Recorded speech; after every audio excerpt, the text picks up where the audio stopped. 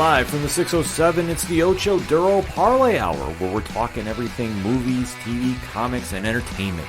Join in the conversation on social media with the hashtag ODPH, because here we go.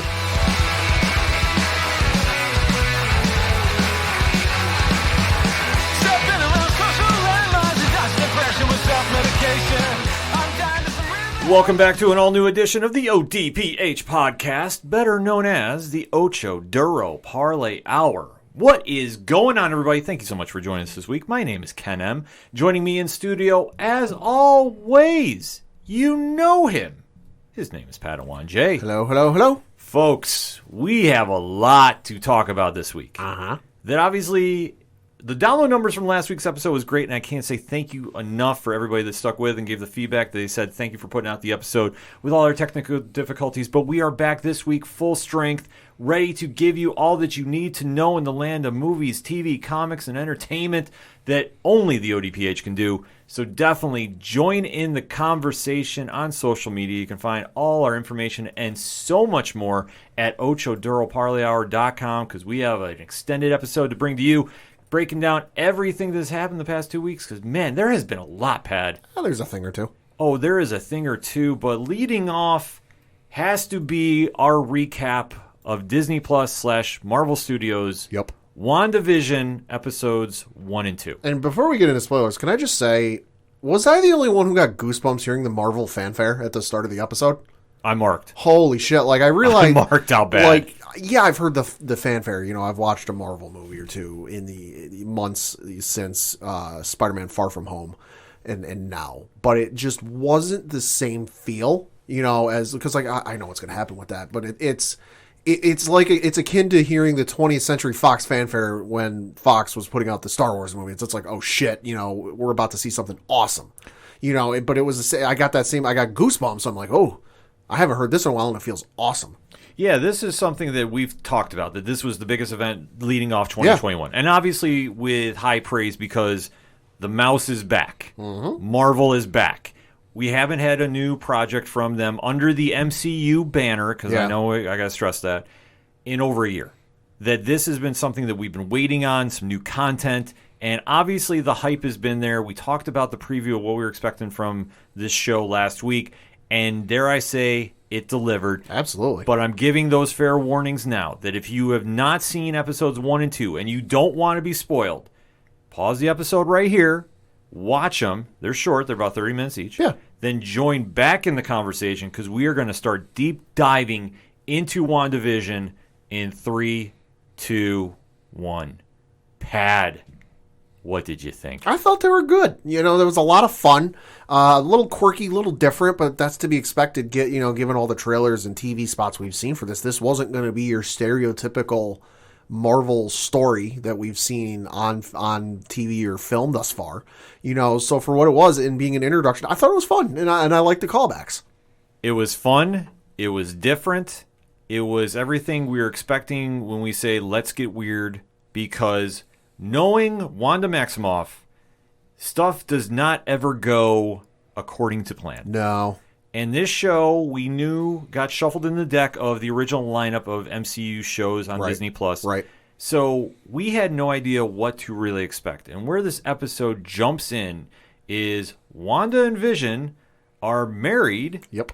Living in the town of Westview. Yep. In the classic era of sitcom television, the 1950s. I'll say the first episode I got like I Love Lucy vibes too. Yeah. Oh, absolutely. You had to. I mean, everything from the jump about this really played up to that old style of television. The sitcoms that dominated the airwaves. So slapstick humor. Yeah, the early stages of television. This is where the show really kind of found its groove, because you had Wanda and Vision going through the motions of a married couple and dealing with their everyday lives. Right. But there were some nuances that stuck out. The first of which is they're staring at a calendar in their house. Mm-hmm. And there's a heart on the day. but neither can remember what's going on with that. Which is normal, I would say, for any couple. You occasionally get those moments where, what is that? Oh, God, I can't remember. Hopefully I remember what it is by the end of the day. Yeah, and this was getting analyzed all over the internet, too, about what did this day represent. Yeah. If you really want to scramble the numbers, this is an issue of Avengers 238, right, where Vision was reprogrammed, and they kind of say it was when he really became the Vision we know now. Like, sure. It's something you can argue about this. Like, this is another point. I know our friends at Wednesday Pull List was pointing out this has something to do with the Salem witch trials. Yes, I did see that. It was the date that the Salem witch trials began in the state of Massachusetts here in the United States in 1693, if I remember my history. Yeah, so you can definitely interpret the day for a lot of different reasons. Now, we don't know exactly why, and I'm just going to go out on the limb and say it's probably more so the Avengers right now. Yeah. But yeah, shout out to Wednesday Pull List for pulling that one I'll out. say, yeah, and you got to figure that there might, even if it's not an overt, like, directly impact reason, there's a reason they chose that date. You know, they just didn't, go, oh, we need this for a plot. Because I'll admit, when the episode started and they brought that whole thing up, I didn't think anything of it. I'm like, oh, okay, whatever. You can't remember a date on a calendar. What? Until it came up later in the episode, I'm like, oh, that's what that was about. They didn't just pull a random date out of a hat. Just per chance, like, oh, let's pick a date, January 23rd. There was a reason they chose it. Right. So that being said, you see the Vision is inviting his boss over to dinner. Yep. And this is nothing out of the ordinary from the sitcoms you see at that point. No. It's always the wacky hijinks that goes on when there's trying to be a dinner party and somebody's trying to work for... he was a new guy at work, I think is what it was. Oh, yeah. He was a new employee at where he was working, wanted to impress the boss, wanted to make a good first impression. Oh, hey, why don't you come on over for dinner? Oh, sure. And then hijinks. Yeah, exactly. So he's planning that, okay, we got to do this big deal for... my boss to really impress him because he's been stellar at work, and the coworkers are really taking notice of this as well. What are you, a computer? Exactly. So they're kind of doing a little tongue-in-cheek humor, which, I mean, like I say, this is a perfect fit for the 1950s television style. Yeah. Meanwhile, you have Wanda teaming up with her neighbor, Agnes. Trying to be the Dottie housewife. Yes, which I have to say, Catherine Hahn as Agnes was impeccable. Oh, these two. Phenomenal. Yeah, she is absolutely living it up, being the nosy neighbor with an agenda who is really just trying to steer like, oh, it's got to be your anniversary and kind of play that angle. She knows what's going on, and she ain't letting it on. Yeah. Which kudos to the actress. She's doing, like I said, she's doing a phenomenal job of, like, showing that there's more going on with her without, like, overtly, holding up a Wile E. Coyote sign and saying it. Yeah, so this is absolutely perfect at what she's doing. Hannah is absolutely crushing it right now out of the gate. So she's convincing Wanda, though, it's your honeymoon, you got to do something up for it. Yeah. So thus, when Vision's boss and wife come over for dinner, oh my God, things get wacky, yeah. Things get weird. Yeah. Wanda's in negligee, and it's like, oh, what is going on here? It comes down to, like, all sultry and trying to be romantic because she thinks it's our anniversary. Goes up behind Vision's boss, puts her hands over her eyes, and goes, guess who? Yes, so obviously during this time is typical humor here, which you only have to really kind of start digging into for the Easter eggs. Yeah. Because obviously Agnes is trying to interject herself in the situation and really confusing Wanda because Wanda's trying to use her magic behind the scenes to make the dinner. Yep. And then you see that the boss is grilling Vision a little bit about you really got to step your game up, to paraphrase a little bit. Yeah. And when they finally get the dust cleared after Wanda is kind of doing the typical I Love Lucy antics. Yep. They finally get their dinner, which turns out to be breakfast. Yep, because that's all she can really make. Yeah.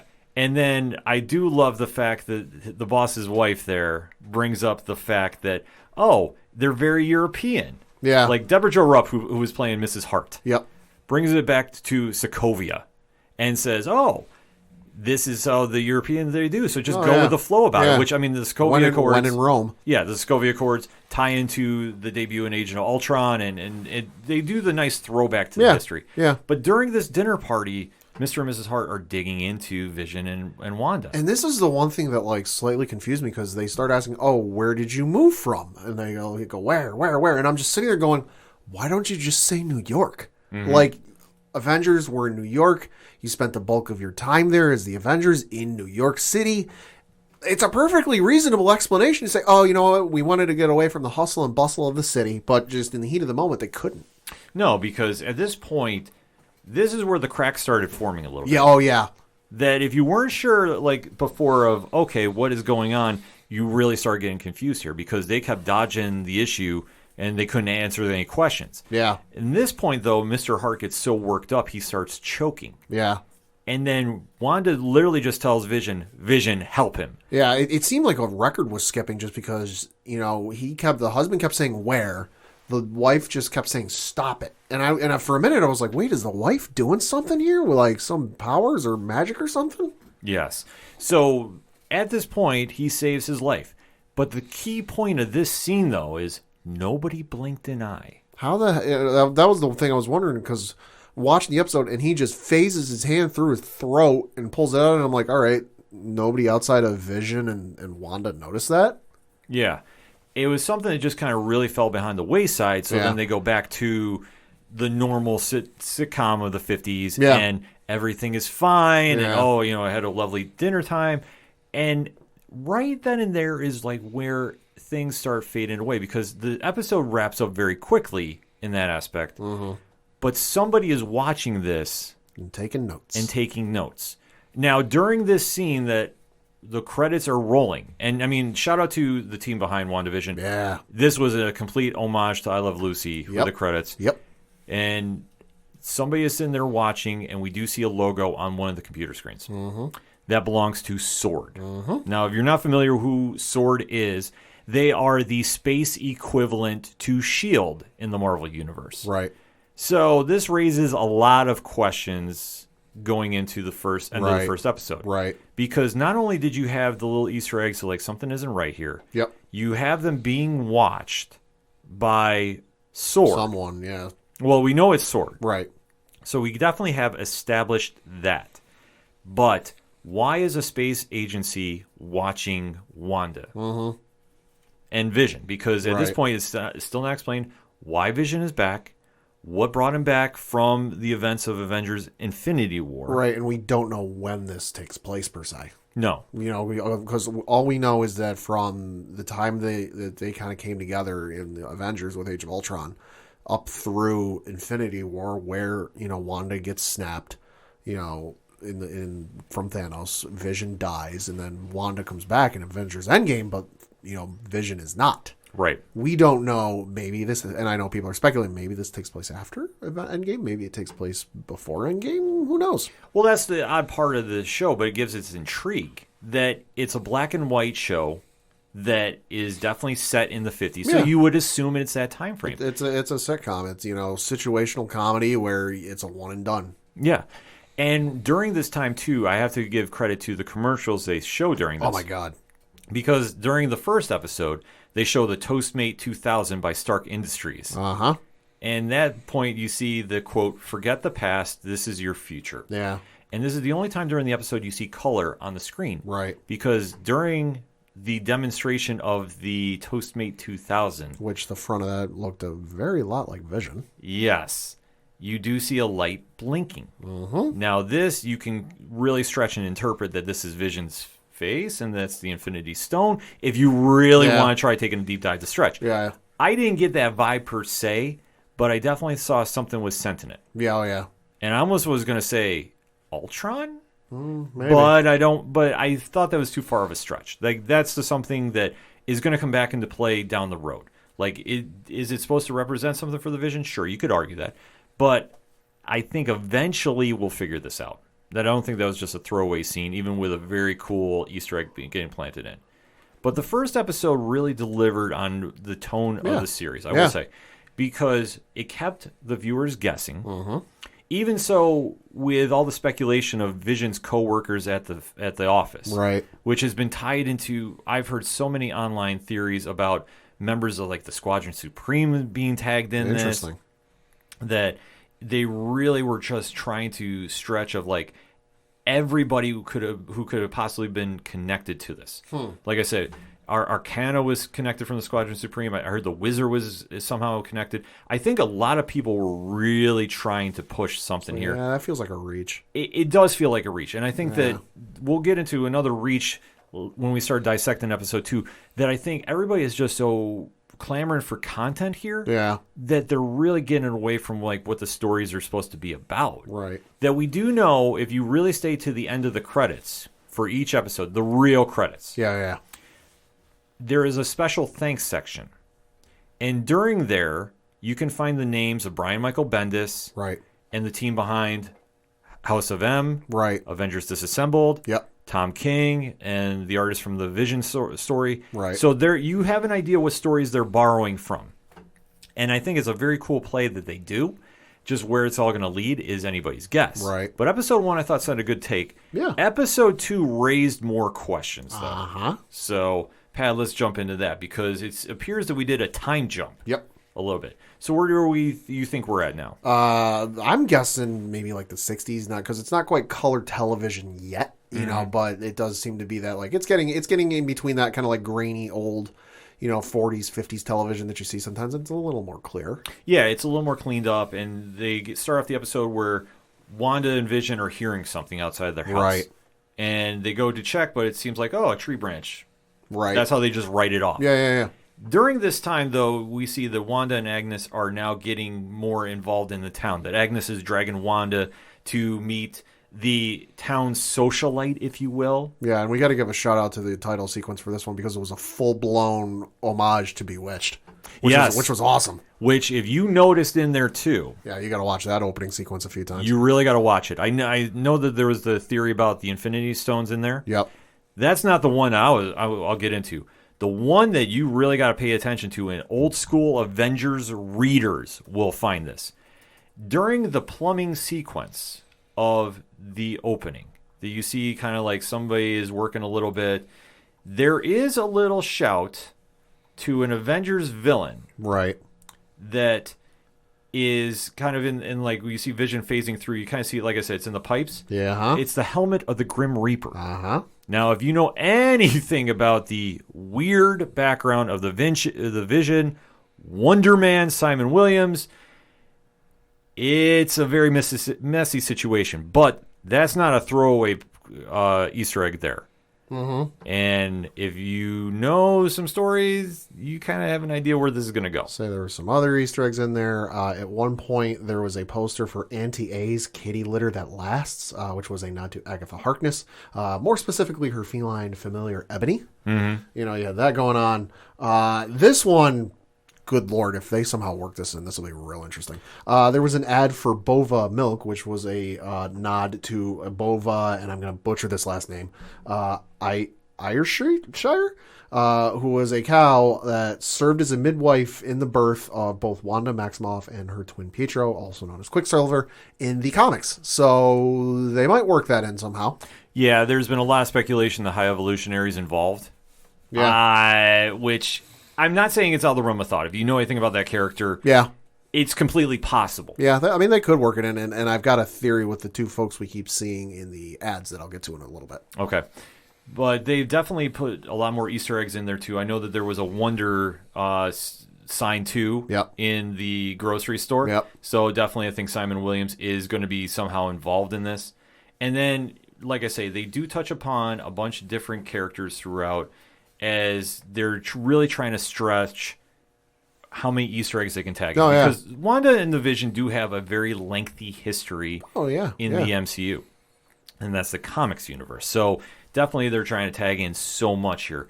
But the driving point of this episode is this magic talent show. Yep, fundraiser. I should say the talent show. Fundraiser. That's a fundraiser that we see the Vision. For the kids. Yeah. For the children. Oh, sorry, for the children. And I think that plays into a bigger role down the road as well. Probably. Because as you see Wanda and Vision becoming more ingrained in the town, Vision tries taking some chewing gum. Oh, Lord. During a meeting, like almost like the neighborhood watch meeting. Yeah, it was a neighborhood watch meeting down at the local library, but they're like, why are you coming here actually talking protocols and what we're actually supposed to be talking about? We're just here to shoot the shit. Yeah. So during this point, he does swallow the chewing gum, and obviously if a robot eats gum, stuff happens. Yeah, and he's and there's in this scene we find out he's very open about kind of his oddities, and maybe that's just how he is. He's a very, very literal person, being a robot. Because one of the guys of the neighborhood watch goes to offer him gum, like Ken said, but then another guy goes, "Oh, why are you giving him that? He doesn't eat." And I'm like, "Why are you telling people this?" Yeah.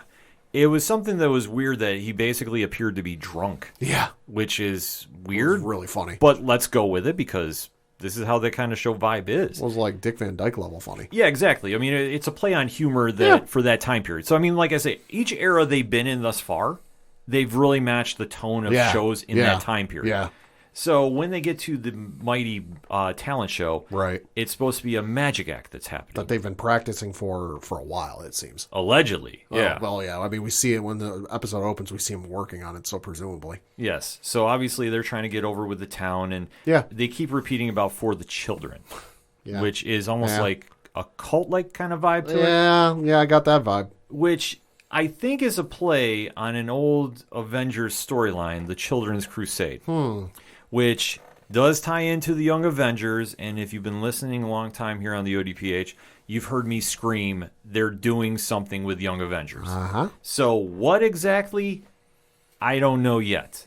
But this whole episode kind of ties into Wanda and Vision still encompassing, they're trying to live the normal life. Vision is doing his bad magic act. Right. Along with the rest of the people in town. Yep. And it's not going well. No, because it starts out, they as we saw at the start of the episode, it seems like they've got this whole magic routine or magic act planned. Because at the start of the episode, we see them going to do I'm going to make a person disappear gimmick, but the cupboard or whatever it is gimmicked so that it's a revolving door. So she just spins around it. So he comes out, the whole thing starts. And he goes, "Oh, you want to see a magic trick? I'm going to fly."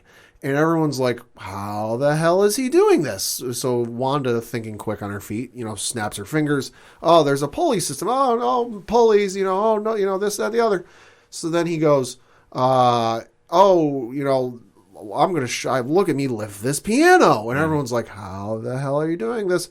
And she, again, Wanda, quick thinking, snaps her fingers and goes, oh, hey, you weren't supposed to see this. And she turns the piano into this cardboard cutout. And the guy in the audience goes, that was my grandmother's piano. I think there was another one with mirrors involved. I forget. But then kind of the big one is they got the cupboard out there. And he goes, I'm now for the grand finale. I'm going to make a person, appear in this cupboard. So he shuts the door and he says, abracadabra or whatever it is. And Wanda goes, Vision. And she's still on the outside. So he goes, oh, and before he can open the door, Wanda kind of snaps her fingers, and in pops this character that Wanda has made friends with at the socialite party, I guess you could say, whose character name online is listed as Geraldine, but if you're paying a little bit of attention or kind of good at guesswork, you know her as somebody else. Yeah, the one and only Monica Rambeau, who is all grown up now from the last time we saw her in Captain Marvel. So this is kind of like an interesting paradox because we don't know what she's doing there at this point. That she's just or if she's actually there. This could just be a whole manifestation. Well, that's the whole thing that Wanda keeps you guessing here. Yeah. Because ultimately she's the puppet master here pulling all the strings. Right. Because as we see, Monica Rambeau is now here, and like I said, she has a different name. Yep. But she's also trying to figure out like what she's doing there because as she winds up befriending Wanda, this is where we start seeing maybe some more influence coming in from the MCU because this is where they also notice about the yellow and red toy helicopter. Right. And what's the symbolism? And you're seeing that they're now slowly starting to break away into a different reality. The helicopter's clearly symbolizing Thanos' attack helicopter. Yeah. I went there. You did go there. I went there. Damn it, Pad. Yeah. But this whole episode does start spinning a little more into other areas because we do see that Wanda and Vision finally get back to home after the talent show, that they've now appeased Dottie, who I know the online speculation is running crazy. She's Mephisto. I've heard that. I've also heard maybe Dormammu because this is going to lead directly into Doctor Strange. See, I'm going to make a dispute here. Okay. That I think that with the online rumor about her being tied into Doctor Strange, sure, I think everybody is trying to tag in some big, powerful being to be the big bad for this. Sure. I think everybody needs to pump the brakes a little bit, and here is why. The fact that we have Sword, who yet again is watching the show at the end, Yep. so is being observed. They are a space-based organization. Yeah. And we saw this with Avengers and even Agents of S.H.I.E.L.D., rather. Yeah. We saw this with Captain Marvel. They set up the footnotes for Sword. Yeah. Why would Sword be dealing with magic? That's my question. Yeah. And that's why I think it's a little bit of a stretch right now to say it's Mephisto, it's Dormammu. We do know that Nightmare is going to be the villain in Doctor Strange 2. I mean, that already got leaked out. I mean, in the terms of Mephisto, this is some type of shit he would do. Oh, absolutely. Her in a parallel dimension or whatever the hell it is, trying to get her life back together or try to bring back the love of her life. Oh, I got an opportunity to screw with this person? All right, let's do it. Oh, yeah. I mean, I could fully see the motive, but I guess the only thing that doesn't add up to me is what is Sword's presence. Right. That you have all these S.H.I.E.L.D. agents, because, I mean, Sword is a branch of S.H.I.E.L.D. Which would be the first time they really acknowledged S.H.I.E.L.D. since Winter Soldier? Mm-hmm. This is where stuff just doesn't add up for it. Because even as we progress to, and I'll tie back in with my Dottie theory as well. Uh-huh. We do see at the end of this episode that when they return home and Wanda is now magically pregnant. Yeah. Although they did have a little, adult fun time at the beginning of the episode. Right, so... You never know. Wanda timeline, stuff happens. Yeah. We do see that somebody does crash the party. Right. And we do see a presumably beekeeper come out of a manhole right by their house. In the dead of night. In the dead of night. I get it's black and white, but it's dark. Sun's down. Beekeepers don't come out of manholes. Mm-hmm. And Wanda sees this person and immediately goes, Nope. And she nopes the fuck out of there. And hits the reset. Which is wild. Exactly. I loved it, but I was like, oh, that's interesting. Exactly. Like, why the fuck didn't she do that in Age of Ultron? Mm-hmm. So thus we hit the reset. She goes back to the happy ending. And interestingly, Vision doesn't notice. Mm-hmm. She appears to be the... And it'll be interesting if she does this again in future, because I would presume she does. Mm-hmm. It'll be interesting to see if she... Because at this point in time... There's only two people we know the reaction to, because this beekeeper, we don't see the face, we don't know who it is, we don't know anything.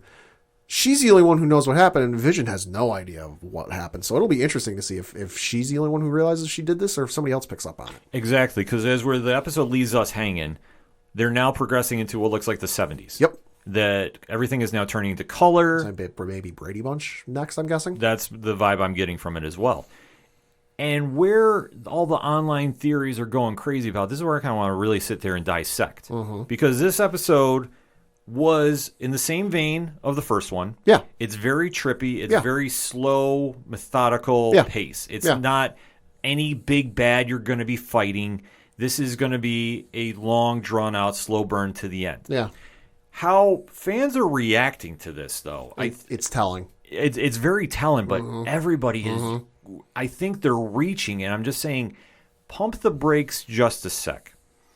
You have to really take these stories and what they're trying to build in with a little context. Yeah. Because we do know there's going to be 9 episodes. Correct. We now have 2 done. Yep. They've alluded to it's a trip through time and through another reality. Yep. We do know Wanda Maximoff can do this with her powers. Elizabeth Olsen is playing her phenomenally in picking up where the magic left off. Correct. Paul Bettany's doing an amazing job reimagining the Vision and thus bringing something new to the character, because he's borrowing a lot from Tom King's The Vision story. We have talked about that on the show. We do know that it's an alternate reality. Mm-hmm. We do know that during the dinner party from the first episode, there was the House of Maison wine bottle. Yep, House of M. Which everybody's connecting to House of M. And they're borrowing elements from that as well, because my overall theory from this is Wanda is being watched or held captive by S.H.I.E.L.D. Okay. And my theory is she's trying to use her powers because they're somehow keeping a tab on her whether they're watching her from afar, like from outside of where she set up, her base, or they're somehow caught in the world with her. And where I'm thinking that you're seeing characters such as the Beekeeper, which everybody is saying is an AIM soldier. I've heard rumors that is the Grim Reaper as well, Eric Williams. Right. I've heard my original theory is it's a regular S.H.I.E.L.D. agent. Maybe. Because what I'm thinking is Wanda has pulled these people into her own reality. Right. That she was held captive because she probably lost control of her powers, because we saw that was already happening at the end of Avengers Endgame, because she was so caught up with emotion that she's rewriting her own reality and bringing back Vision because she cannot deal with the fact of what has happened. She has done this in the comics a couple times, so this is not anything out of the realm of thought. And this is where I'm saying Dottie is Maria Hill. Ooh, interesting. I'm not saying it's Mephisto, because I think for them to add the element of Sword, that's the only reason I'm saying it's not, because as we know, Sword is based in space. It's a space branch of S.H.I.E.L.D. Right. So why are you going to have Mephisto fighting a space branch of S.H.I.E.L.D.? Like, does that am I the only one that's kind of like, that doesn't add up? Nah, hard to say. I mean, I can see him pulling that kind of nonsense. I mean, I can see him. But I can see Sword being involved because, like I said, yes, Agents of S.H.I.E.L.D. is a thing. Yes, they are in the MCU timeline. The films have not acknowledged them since they fell in Captain America Winter Soldier, which is quite some time ago. Oh, no, I'll grant you that. But I'm just saying the power of magic meets science, like space science. I just don't see it meshing for this. I think it's too much that people are looking into about this. Now, could I be absolutely wrong? Yeah. This could be Mephisto. Yeah. But why are you mixing in the element of Sword here? See, that's where I'm saying it just doesn't add up. That I think that S.H.I.E.L.D. is somehow keeping a tab on Wanda, or Wanda tried doing something and S.H.I.E.L.D. tried stopping her. Could be. And I think it's more the latter than not. Then that's my early prediction about this. Because even with the commercials, they're tying into stuff of Stark. And we saw the Strucker watches for the second one. Right, yeah, which was really cool because it was a Strucker watch, Swiss made, and it even had the Hydra logo on it and the word Hydra 1,000 meters on it, which was cool.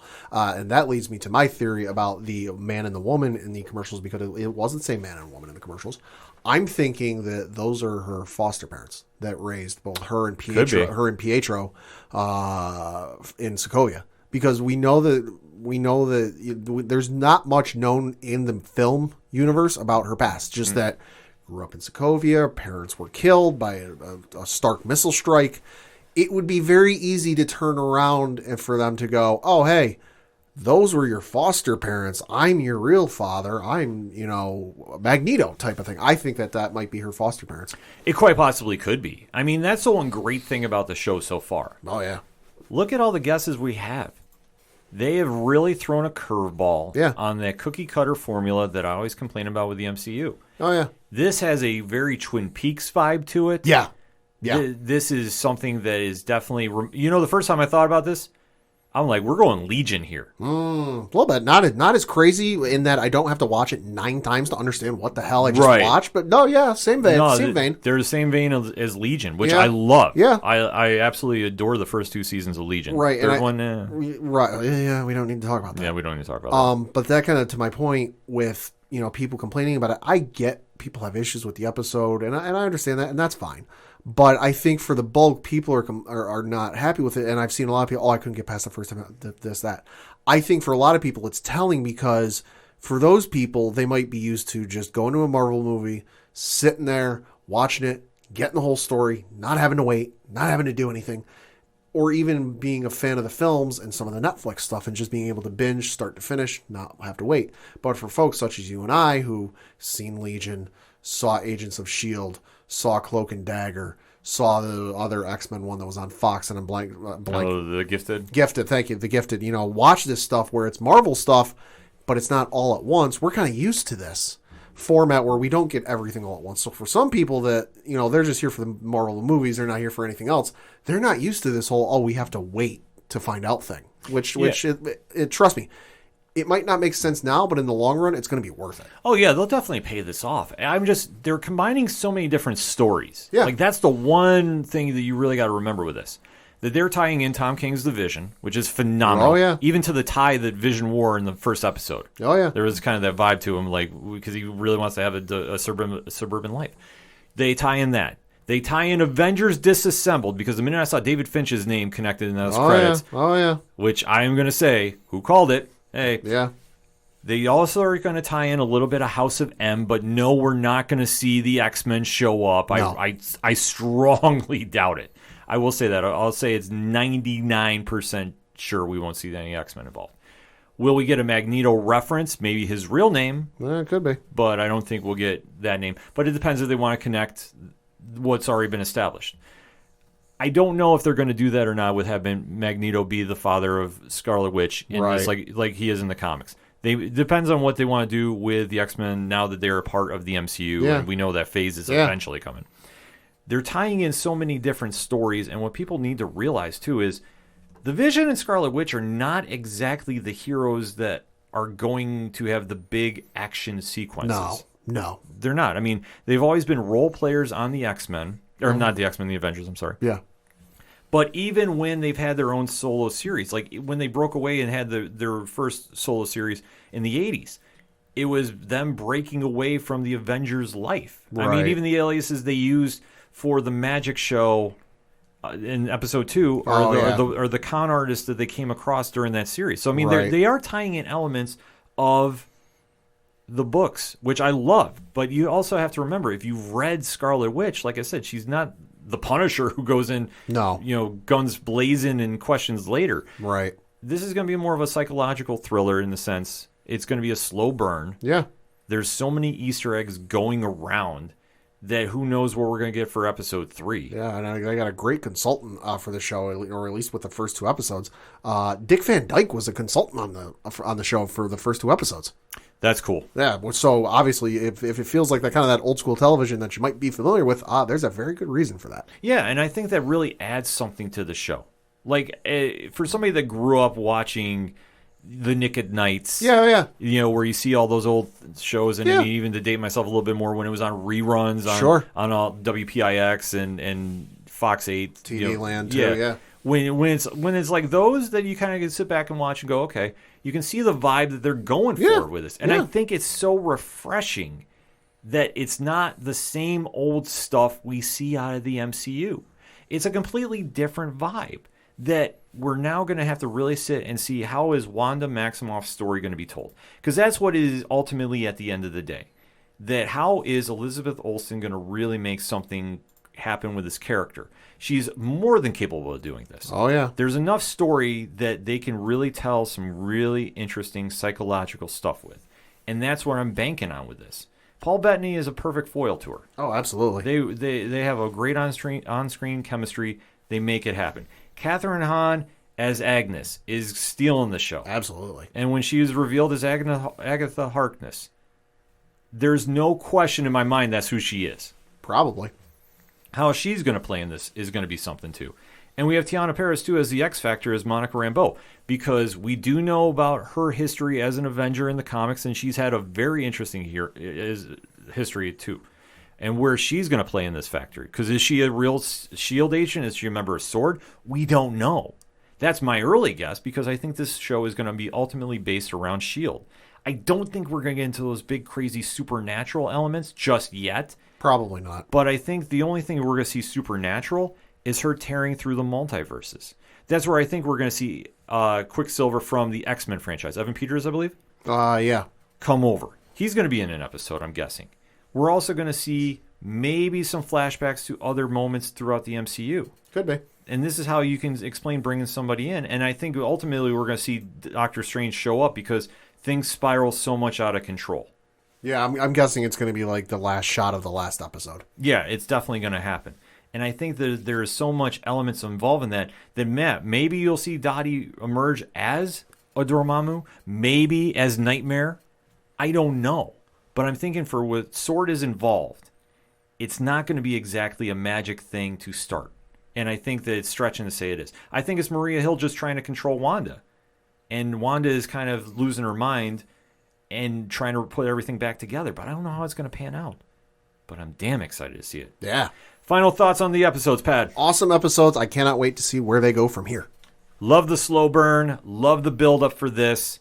If you grew up watching those shows or have seen them in reruns, you'll definitely appreciate the vibe and the homage to that era of television. For current fans of the MCU, be patient with it. Take it for what it is. And definitely get down to your local comic shops and pick up some books and read about it. You'll definitely appreciate it. Tom King's vision is phenomenal if you haven't picked that up. And everything from Avengers Disassembled, House of M, they have so many books they can go from to where they want to lead the direction of the show. But for the MCU's return, they're definitely hitting it out of the park right now. But don't take my word for it. Hit us up on that hashtag ODPH. What is your thoughts about episodes 1 and 2 of WandaVision? Let's have that discussion, shall we? We're going to take a quick break. We'll be right back. Hey, this is Chris. And Lance. Asking you to check out our new podcast, Comic Book Keepers. Join us as we delve deep into comic lore to uncover the history behind a wide variety of comic book characters.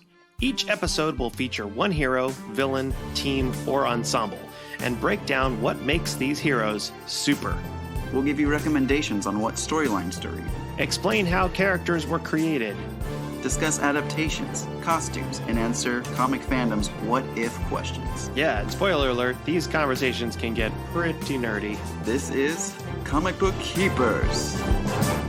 Coming back for another segment on this edition of the ODPH podcast, and we have some more MCU news to talk about. Rumors, news, something like that, yeah. Rumors, but this one definitely generated some buzz that we could not ignore. And obviously last week we just were a little overwhelmed with the technical difficulties, but we have to deep dive into this one. Well, yeah, when we got to give ourselves a little bit of credit. This one dropped after our episode dropped. So again, record an episode, even if it is, a shortened one, news dropped.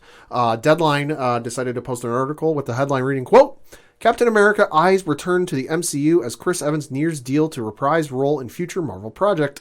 Boy, that's a mouthful.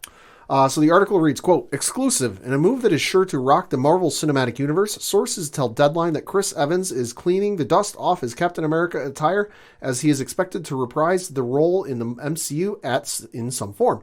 It's still vague whether the deal is closed, but insiders say it's headed in that direction for Evans to return as Steve Rogers, a.k.a. Captain America, in at least one Marvel property, with the door open for a second film.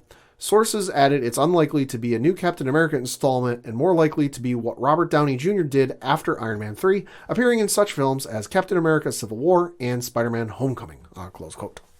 So thoughts on this, Pat? I don't know. It's kind of hard to say because actors, because we should know that after the article was posted, Chris Evans was, same day, a couple hours later, posted to Twitter, quote, news to me with the shrugging emoji. So kind of a quasi-denial from him. But I would say actors and actresses who've been tied to MCU and Marvel projects have denied it before. Hello, actress from She-Hulk denied it for so long. And then, surprise, she's actually in it. Oscar Isaac's, yeah. I mean, it's part of that whole NDA, can't talk about it, whatever. So I can see it, but I feel like it has to be, it's hard because would I like to see him come back in some form? Yes.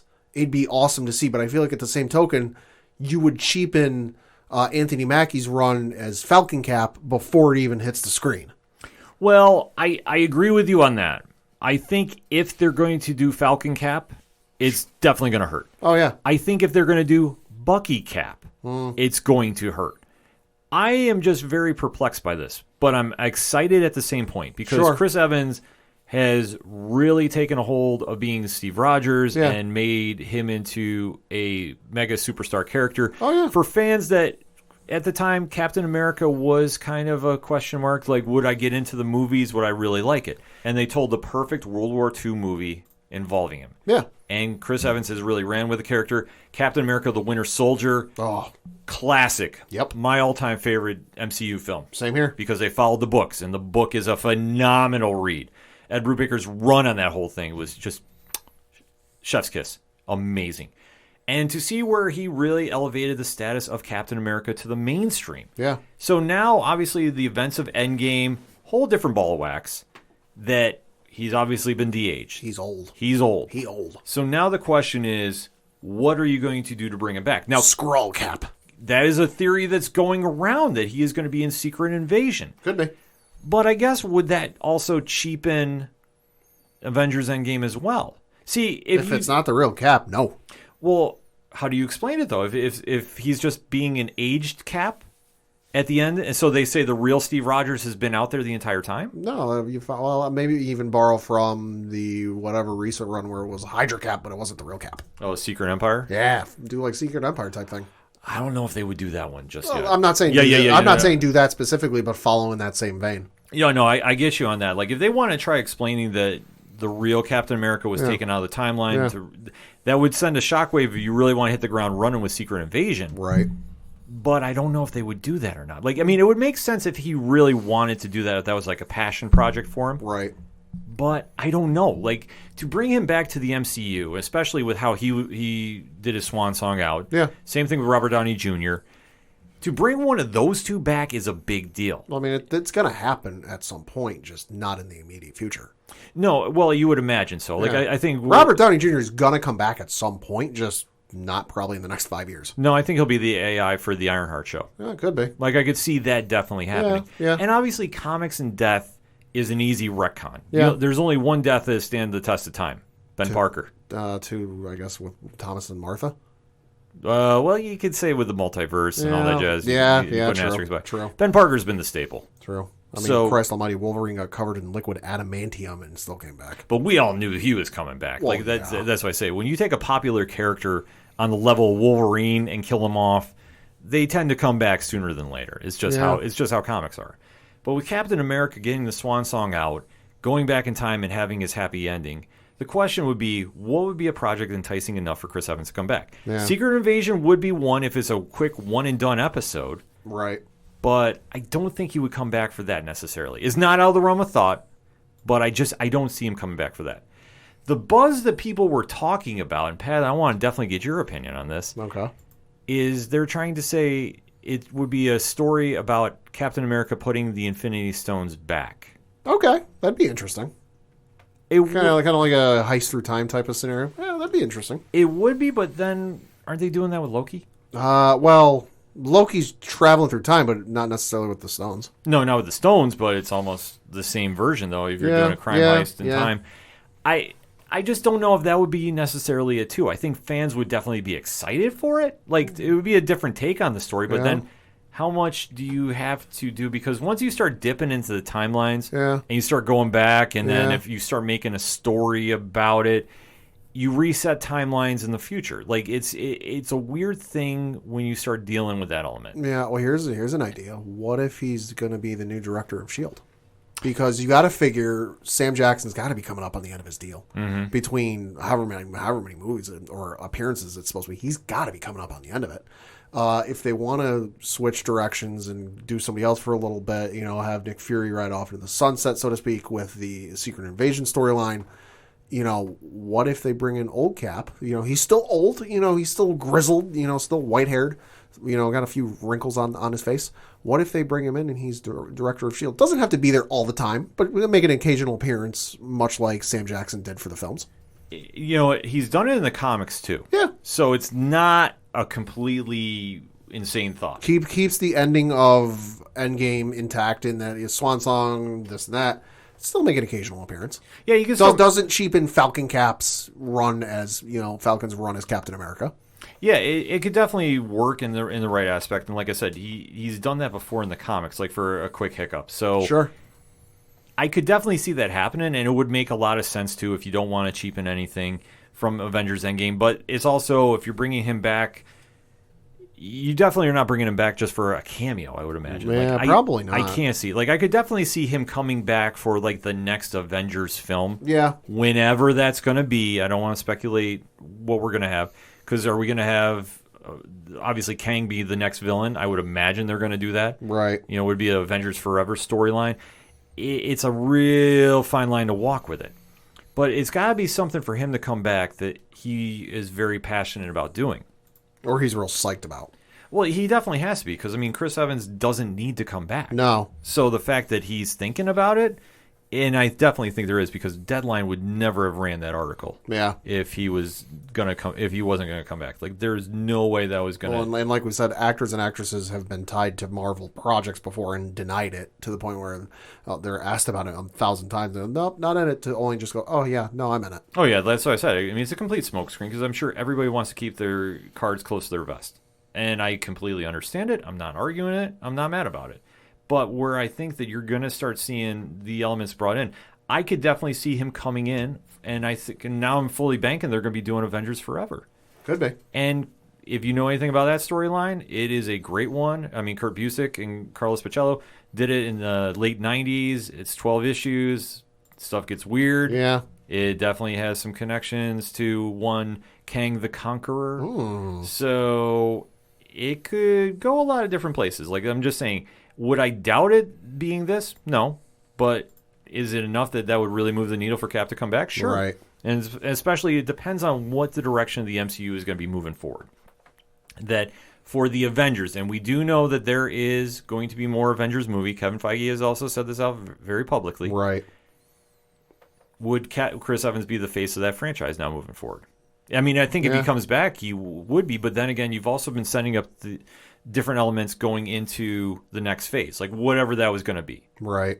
So I don't know. Like I'm sitting here just trying to figure out what would be enticing enough for him to come back. If they did Avengers Forever, sure, that could be. I mean, time travel can do a lot of different things. I don't know if they would necessarily do that as the next movie. I mean, it would work. Right. But there's a lot of moving parts going on with that one, too. So the only casting I'm sure of is Matt Damon's in Thor 4. It's the only one I'm sure of. Yeah, that's the only one that everybody's guaranteeing about. Well, no, because Matt Damon has been spotted by some of the local news affiliates down in Australia with his family disembarking a private jet in Sydney. This was on Sunday, and so they're going to go into 14-day quarantine with Thor 4 getting ready to film there. I think I read within the next week or so. Mm-hmm. So Matt Damon is going to be in Thor 4. Yeah.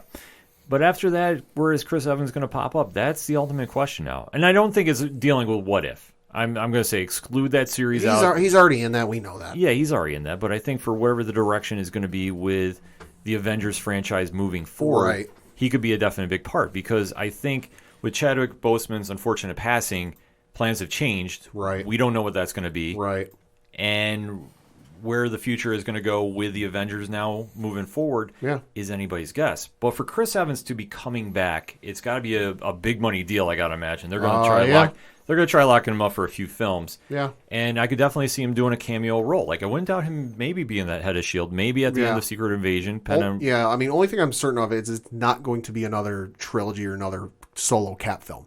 It's going to be, if this ends up being true, it's going to be in the vein of like the Deadline article said, in the vein of Robert Downey Jr. post Iron Man 3, where he shows up for the necessary stories where he's required. Yeah. And I think that's going to be the direction they go in. Like, I could see him being in the big Avengers films, and that's it. Yeah. And that makes perfect sense, because I think all signs are pointing to them doing Secret Wars at some point. I think that's going to be the ultimate end game, no pun intended. But for Evans to come back, it definitely moved the needle. Because when you have one of those iconic characters coming back, and let's face it, there's the big three of the Avengers, Cap, Thor, and Iron Man. Mm-hmm. Thor is still around as far as we know, and he's not moving anywhere anytime soon. No. Chris Hemsworth is going to be playing him for a very long time, I would imagine. As long as he can. As long as Taika is directing. Yeah, I would imagine so, yeah. Because he has great chemistry with Taika Waititi, and he said as long as he's doing something, he's probably sticking around. So I definitely see him being here long term. And then with Robert Downey Jr., anybody's guess. I mean, I just don't see what they're going to necessarily do with him unless, like I say, I think he stays AI for Ironheart. Could be, but I think, I fully believe at some point he's going to come back. Not now, like I said, not today, not tomorrow, not the next 5, hell, even 7, 8 years. At some point, though, Robert Downey Jr. will be coming back. Now, not for a long run, but he'll come back. Yeah. But we'll have to definitely wait and see how this story develops. But this one definitely moves the needle for us. So did it move the needle for you? Hit us up on that hashtag ODPH. Chris Evans returning to the MCU. What's your thoughts? We're going to take a quick break. We'll be right back. Well, hello there. I'm Brian Wayne, host of the Cheers to Comics podcast, and I'm here to bring you the ultimate comic book podcast for readers and lovers and collectors of all levels. Whether you're trying to get caught up on last week's books or you're just looking to check out the latest interview with the latest creator, this is the podcast for you. So, if you're looking for a comic book show that doesn't stray away from the topic and you're looking to get an insight from a true fan and lover of this industry, then tune into the Cheers to Comics podcast 3 times a week as I, Brian Wayne, raise a glass to this wonderful, wonderful industry that is comics. Cheers. Coming back for the third segment on this edition of the ODPH podcast, and we have a little special treat for you. This past week, Rich from 3FN and myself interviewed Frank Martin. Now, he is the creator of the Polar Paradox. It's a Kickstarter comic book. So we wound up talking to him, picking his brain about everything going on with comics and Kickstarter and hip-hop music pad. Ooh, well, you have my attention. Yeah, so definitely sit back, take a listen. Here we go. What's up, nerds? I'm back here. Of course, it's Rich from the 3 Fat Nerds podcast. We're sitting down for a special interview. Joining me in the co-chair for this, my compadre, my homie, you know him as the host of the Ocho Duro Parlay Hour podcast, better known as the ODPH, Ken M. What is going on, 607 Podcast fam? Are we ready to talk Polar Paradox? Because I think we are. Yeah, speaking of which, we have a very special guest on the line, and he is the creator, writer. He's doing big things in comic books. I really enjoyed reading the work that I got to read. So, ladies and gentlemen, Frank Martin, how you doing, man? I'm doing great. You two are impressive hype men, I must say. Yes, lots of practice. Thank you. With that being said, man, did you want to jump right in? I know you have a lot of good questions there. So, well, yeah, why don't you give our listening audience a little bit of your background? Like, how did you get into comics, and like, just give us a quick once-over of the journey to get to where we are now with the Polar Paradox. Yeah, so I've always been kind of a writer, just been dabbling in it, having fun as a kid with like fan fiction and short stories and stuff. So I primarily started out as a novelist as I kind of grew as a writer and I wanted to put stuff out, but I've always loved reading comics. So at some point in time, my two loves of comics and writing collided, and I decided to write some comics. And I've been doing that for a couple of years now and put out a couple books, and now we're here with the Polar Paradox. Awesome. Excellent. That's a good, it's always good to see people following their dreams, going and doing what they're doing. I mean, that's what we're all about here. That's why we're always supporting DIY stuff. When you made the change from doing novels and stuff, did you put out any novels? Yeah, I mean, they kind of grew at the same time.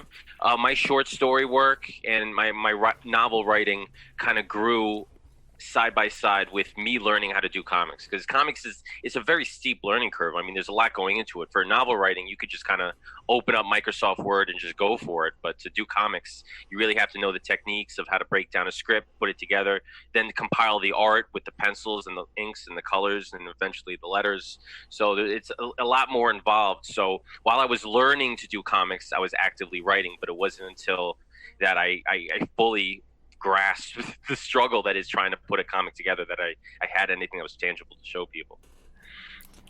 Excellent. And to see, like, for your journey going through, like, I know that for where the Polar Paradox is, which I always kind of refer to as the Fantastic Four meets The Wake, the Scott Snyder and Sean Gordon Murphy's book they put out a couple years ago, like a little bit of horror element, a little bit of sci-fi, but looking at like the work that you've done with like the Modern Testament, which all those are just like such a very unique retelling of stories. Especially like for me, I always really enjoyed the short story with the Noah's Ark and doing that. So like switching the gears, so to speak, where do you really draw like a lot of your influences from, shall we say?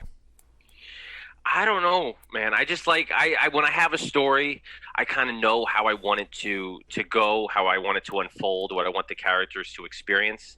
So I'm not really thinking too much about genre, as far as I don't want it to fit into this specific box, this specific mold. So sometimes you see elements of a whole bunch of different stuff in a lot of my work. And I was just thinking the other day, I was watching Are You Afraid of the Dark? I bought seasons 1 and 2 on DVD. You know, the old show on Nickelodeon, Snick. It was like it was an anthology show. Every episode was a different story.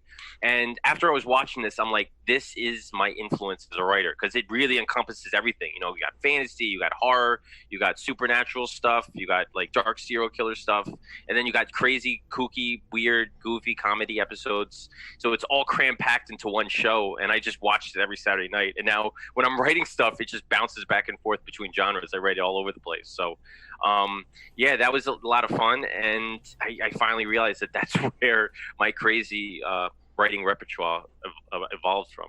Well, you can definitely see that influence, and always be like multi-versed in that too. Like I say, when you pick up Modern Testament and you read in that, and you're seeing the different stories, and the anthology, you know, with like The Old Man and Sea Serpent, I think might have been my favorite one of those. And to see, oh, go. No, that's a good one. I definitely enjoy that, because it's, you know, it's weird. It's an urban fantasy story. A lot of Modern Testament stories can be dark, and they can be kind of brooding. But Old Man and the Sea Serpent has a little bit of that nostalgic kind of hopefulness to it, you know. So it's, yeah, I don't try to pigeonhole things when I'm writing. The story is what the story is, and I just let it flow, and whatever genre it dabbles into is kind of let the chips fall where they may.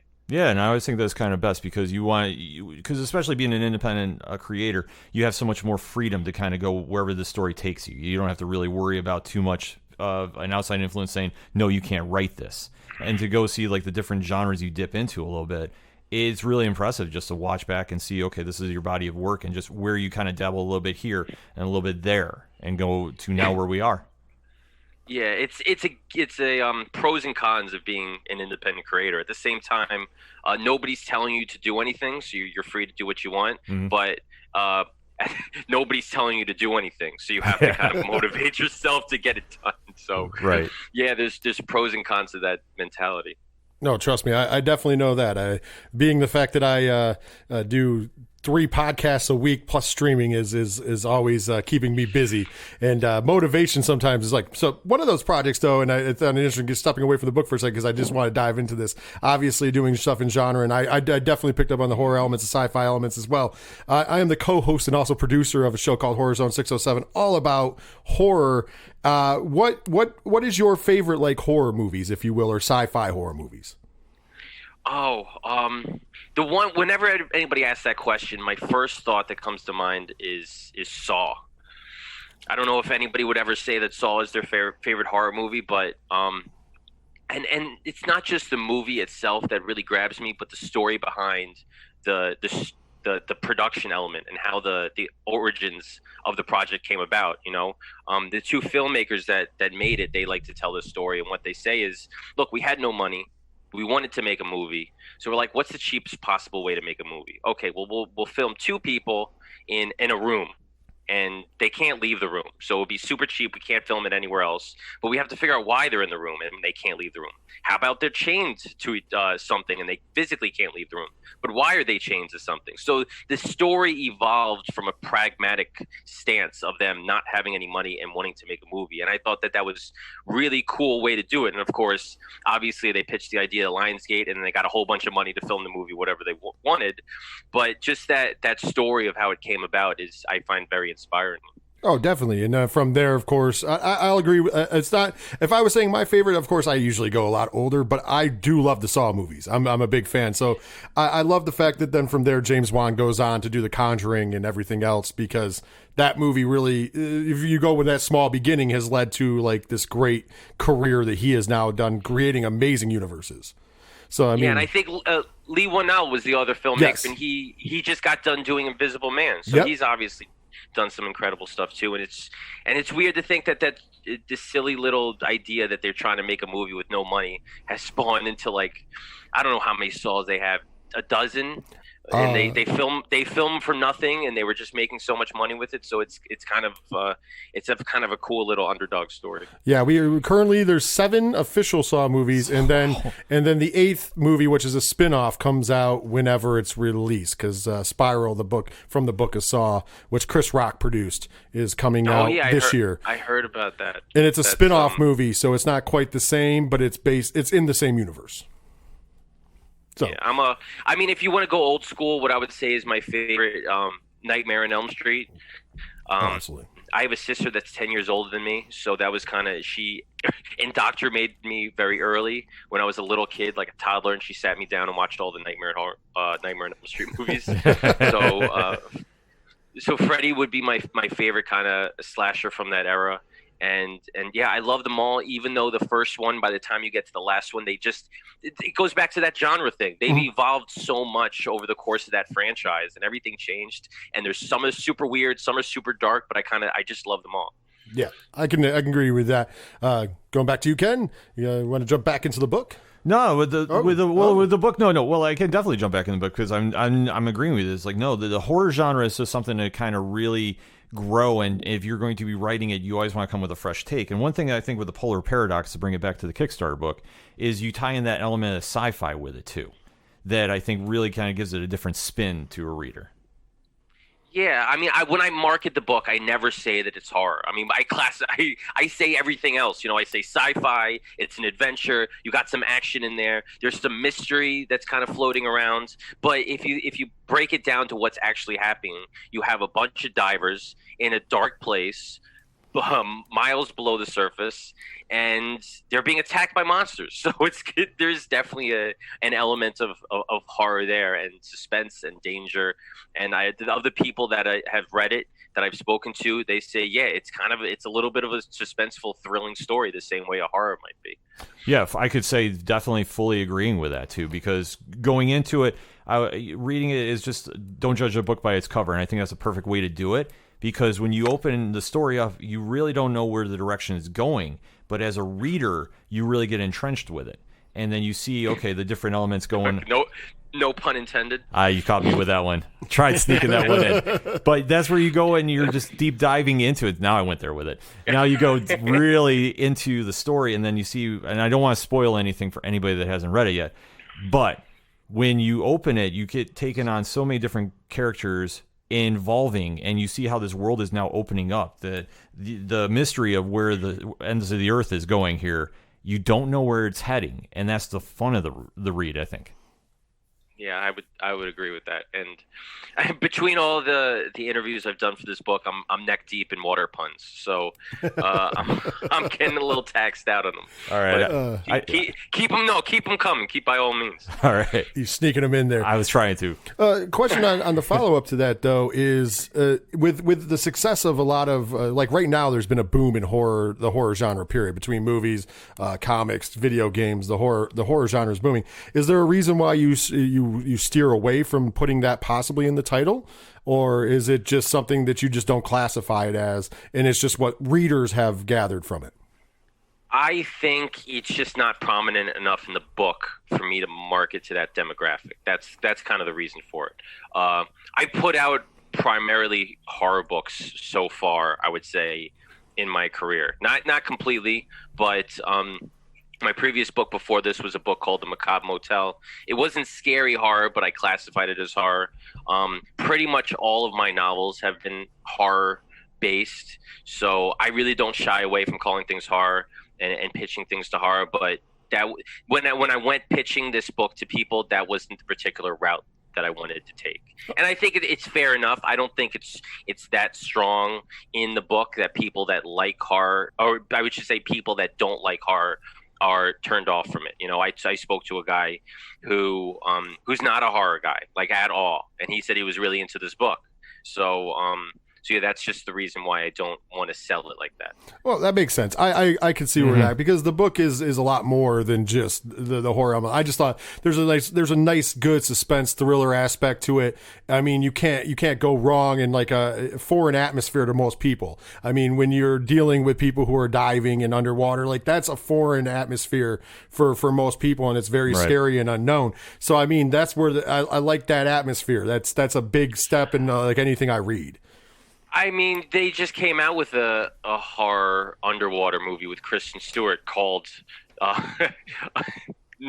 Underwater. Yeah. So yes. I mean, I was just about to launch the campaign, and I decided, shoot, I might as well watch this thing. And I don't know if you guys seen it, but it's just long enough to be enjoyable. You know, it's one of those movies where it's like, it's 90 minutes, I might as well watch it. But if it was 91 minutes, it would have been awful. But since it was just, they did exactly what they needed to do with those 90 minutes, so it was good enough. Yeah, I saw the movie. I understand what you're saying completely. Sometimes people miss their sweet spot and go too long, and that's never a good thing. And especially with that movie, they tightened it up quite a bit. Got any? No, with that being said, too, talking about genres and trying to, kind of find a way in it, Kickstarter is one that's growing in the comic industry, I think. That you're seeing a lot more creators breaking away from the Marvel and DC area to really take advantage of Kickstarter. What do you say is the biggest challenges of doing that? Of what? Breaking away or just Kickstarter in general? Kickstarter in general. I think one of the biggest challenges of new people coming to Kickstarter, what they don't realize is that Kickstarter is just a tool. It's not a place for you to go and succeed. You have to succeed really by doing things outside of Kickstarter first. It's not one of those if you build it, they will come. If you launch the project, the backers will come. That just doesn't happen. Right. You don't put projects on Kickstarter and people just automatically come. You have to try to build an audience outside of Kickstarter. It doesn't have to be huge. I mean, you could build it slowly. And certainly launching projects on Kickstarter, you'll build momentum. So your second and third and fourth projects, you'll start to see returning people. But for the most part, when you do one from the beginning, you still need to have followers on social media. Email lists are huge for building people that's interesting you. So it's only as successful as the amount of work that you put into it outside of it. Launching the Kickstarter is just the beginning of the battle. You still got to drive people to it. Right, and it's such a DIY thing too that I noticed just over the past year. I mean, we've had everybody from Keanu Reeves try doing a Kickstarter, and obviously we've seen now Scott Snyder and Tony Daniel have a Kickstarter coming out, and different creators like David Pepos have one. So it seems like the industry is moving in that direction. It just kind of has a unique feel to it.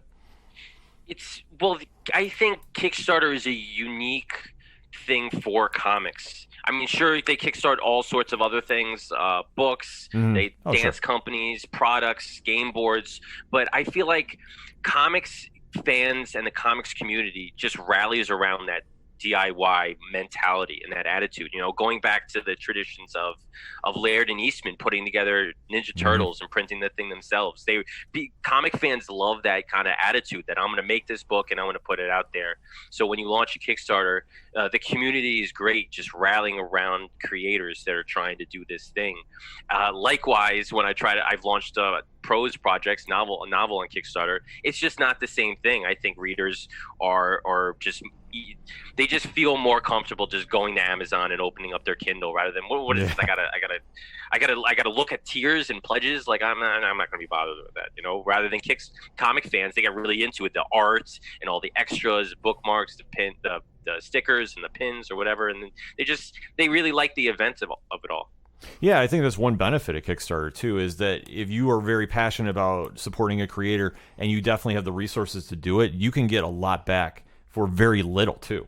Like just a small investment, you can get so much back, and that's just a way of helping further the career of a creator that you really enjoy. Yeah, and also for Kickstarter's credit, creators have to design their own Kickstarter page, but the page itself, the way they laid it out and the way they designed it, they put so many different sales tools into it. There's a timer, so it's a limited time offer. You get to see how many backers backed it, so you know that you're not alone in supporting this project. They put a video up there just for you to upload so that people can see your face and know that you're the person behind this project. So all these little things really contribute to just making it a huge event, rallying people around your cause. And that's why I think we so many creators that are huge names that are jumping on it, because they see the potential and they don't want to, for lack of a better term, just leave money on the table. They want to take advantage of everything that they can. No, I can definitely hear that. Well, I think that also, going on to piggyback on what you guys are talking about, I think that a lot of times, especially me as a comic book reader, and everybody here, we're also collectors at the end of the day too. We collect all of our comic books. So Kickstarter gives you a way to not only get something, but you get extra stuff, and collecting is kind of what we're in the game for. On top of that, I think that we tie into the indie world of comic books, as everybody likes to be on the ground floor. We all remember when we read that first indie comic that we got, and we were like, oh man, this is great. I know about something that nobody else knows about. It's a little different feeling. I mean, I still love reading Batman because I'm a huge Batman fan, but at the same point in juncture, I love reading new comics because, you know, it's a wonderful way to get out there and go, oh, wow, there's more out there. I'm on the ground floor and I might actually know something that somebody else doesn't. So I usually go with that. It's a weird experience for me because I'm a comic reader. I'm not really a comic collector. I'm one of these people that I don't care what cover you give me when I go to the store. Just give me the cover because I like reading. I don't like reading digital comics. I like physically reading them, but for the most part, once I physically own the book, I'm just like, all right, let me put it away, and then I'll never really see it again. So to shift gears as a creator to appeal to the collectors a little bit is difficult for me. I don't do too many variant covers. I do them because they're fun, but for the most part, yeah, Kickstarter is, again, it's uniquely designed for comic creators to be able to offer 70,000 different variants for their book, and people still pick them all up and grab them. So it's really a great way to fund projects and to get things off the ground. Absolutely. And with the Polar Paradox too, that is just going to be a project that I fully think people are going to really gravitate towards because, like I say, it has such a different vibe to it. And I always say it's like the Fantastic Four meets the Wake. That's the vibe I get when I read it, that I'm like, okay, if I'm going to deep dive into this, I know what I'm going to get into, but I don't know what I'm going to get into. I've never read The Wake, so I don't have no idea. It's like an underwater horror fantasy that Snyder Murphy did. So, all right. I mean, there's plenty of underwater stuff that we can definitely pick from. There's elements of Fantastic Voyage in there, 40,000 Leagues Under the Sea, stuff like Sphere, as far as you want to get to little dark mysteries. The classic movie The Abyss. So there's plenty to choose from. Yeah, and obviously, with the book coming out, you want to give any more hype to what can a listener go, okay, where am I going to go for this, and what's the incentive? Why should I really get this book? Drop everything what I'm doing and hit that online. So the Polar Paradox is a 2-part story. So my co-creator Antonio and I, when we were devising what we wanted to do, we didn't want to do a one-shot. We wanted to do something a little bit more meat on the bones, but we didn't want to do a 3-part or 4-part miniseries either. We didn't want to be married to this project for so long that we kind of worked on the side. So we thought doing something that was a 2-parter that we could slap that to be continued on the last page and kind of draw people in was going to be real beneficial for us, and that's what we wanted to do. And we also were almost done with part 2, which we plan on launching this summer, June or July. So for readers like the first one, which is live now on Kickstarter, they won't have to wait that long to see how the story finishes. Excellent. Before we change gears, get into the final plugs and everything, I'm going to throw it out there because I got to hear you guys talk before. I know Ken really wants to talk to you about your hip hop blog on your website. Well, yeah. So I want you to make this happen. No. Well, Frank has a very cool blog up on his webpage, frankthewriter.com, and on there, I was going through a little bit because I saw the Breaking Bad segment. I don't want to spoil that because that was I fully saw what you were saying there, and I fully agree because Breaking Bad is one of my favorite TV shows of all time. And to see that one quote pop up, I'm like, yeah, it encompasses. It changes your perspective on the show a little bit. That he in the end had a different. It's retrospective. Just put it that way. Yeah, absolutely. And then Frank has his top 10 hip hop albums on there. Well, it's not like a lock and stock order. So, like, if you have others you want to debate about, you can definitely bring to the table. I got to look at what they are. I don't even remember what I wrote. Okay, but the one that caught my eye because I'm an old school, 2000s, 90s. I mean, 90s is the best era of hip hop in my opinion, but 2000s had their hit and misses. But the one that hit was Lloyd Banks' "The Hunger for More," and I saw this and I immediately marked out. I'm like, 50 Cent Give Rich or Die Trying was on there too. But Lloyd Banks is very underrated in my opinion. And to see him actually hit a list on here, I'm like, all right, I can co-sign on this completely. Well, you know what? Besides Lloyd Banks, another one of the underrated rappers from that era was Proof from D12, Eminem's buddy. Mm-hmm. And he was phenomenal. And when he died, I was heartbroken, and I was trying to telling people, I was like, Proof died. They're like, who? I go, no, Proof died. Like, don't you get it? Proof died. And they go, I don't know what you're talking about. But I think everything I've heard from him with Eminem, he was definitely I think Eminem is the best member of D12, but Proof is definitely up there. He can definitely hold their own, especially when it's just the two of them kind of freestyling on tracks. So yeah, him and Lloyd Banks definitely underrated rappers from that era. Yeah, because I mean the list had Biggie on there, Nas, Eminem was on there a few times, College Dropout was on there. I mean it was a very solid list. So because I was sitting there like, what could I sneak in there that would take something off, and I really couldn't find anyone. So I mean that's a kudos to you for a great list. Yeah, the kind of qualifications was basically I could pop it in and listen to the entire thing front to back without skipping any tracks. So there's a lot of great stuff that came out at that time, but some albums there's just one or two songs, man, I just can't sit through. But Hunger for More was definitely not one of them. And then to be honest, when he came out with the sequel, I was disappointed with it. So same. Well, it's hard to do a sequel to an album, like I think, like unless you do a two-parter right then and there. But it's like you say you're coming back to it. It's not like a movie script. You can't just reinvent the wheel, so to speak.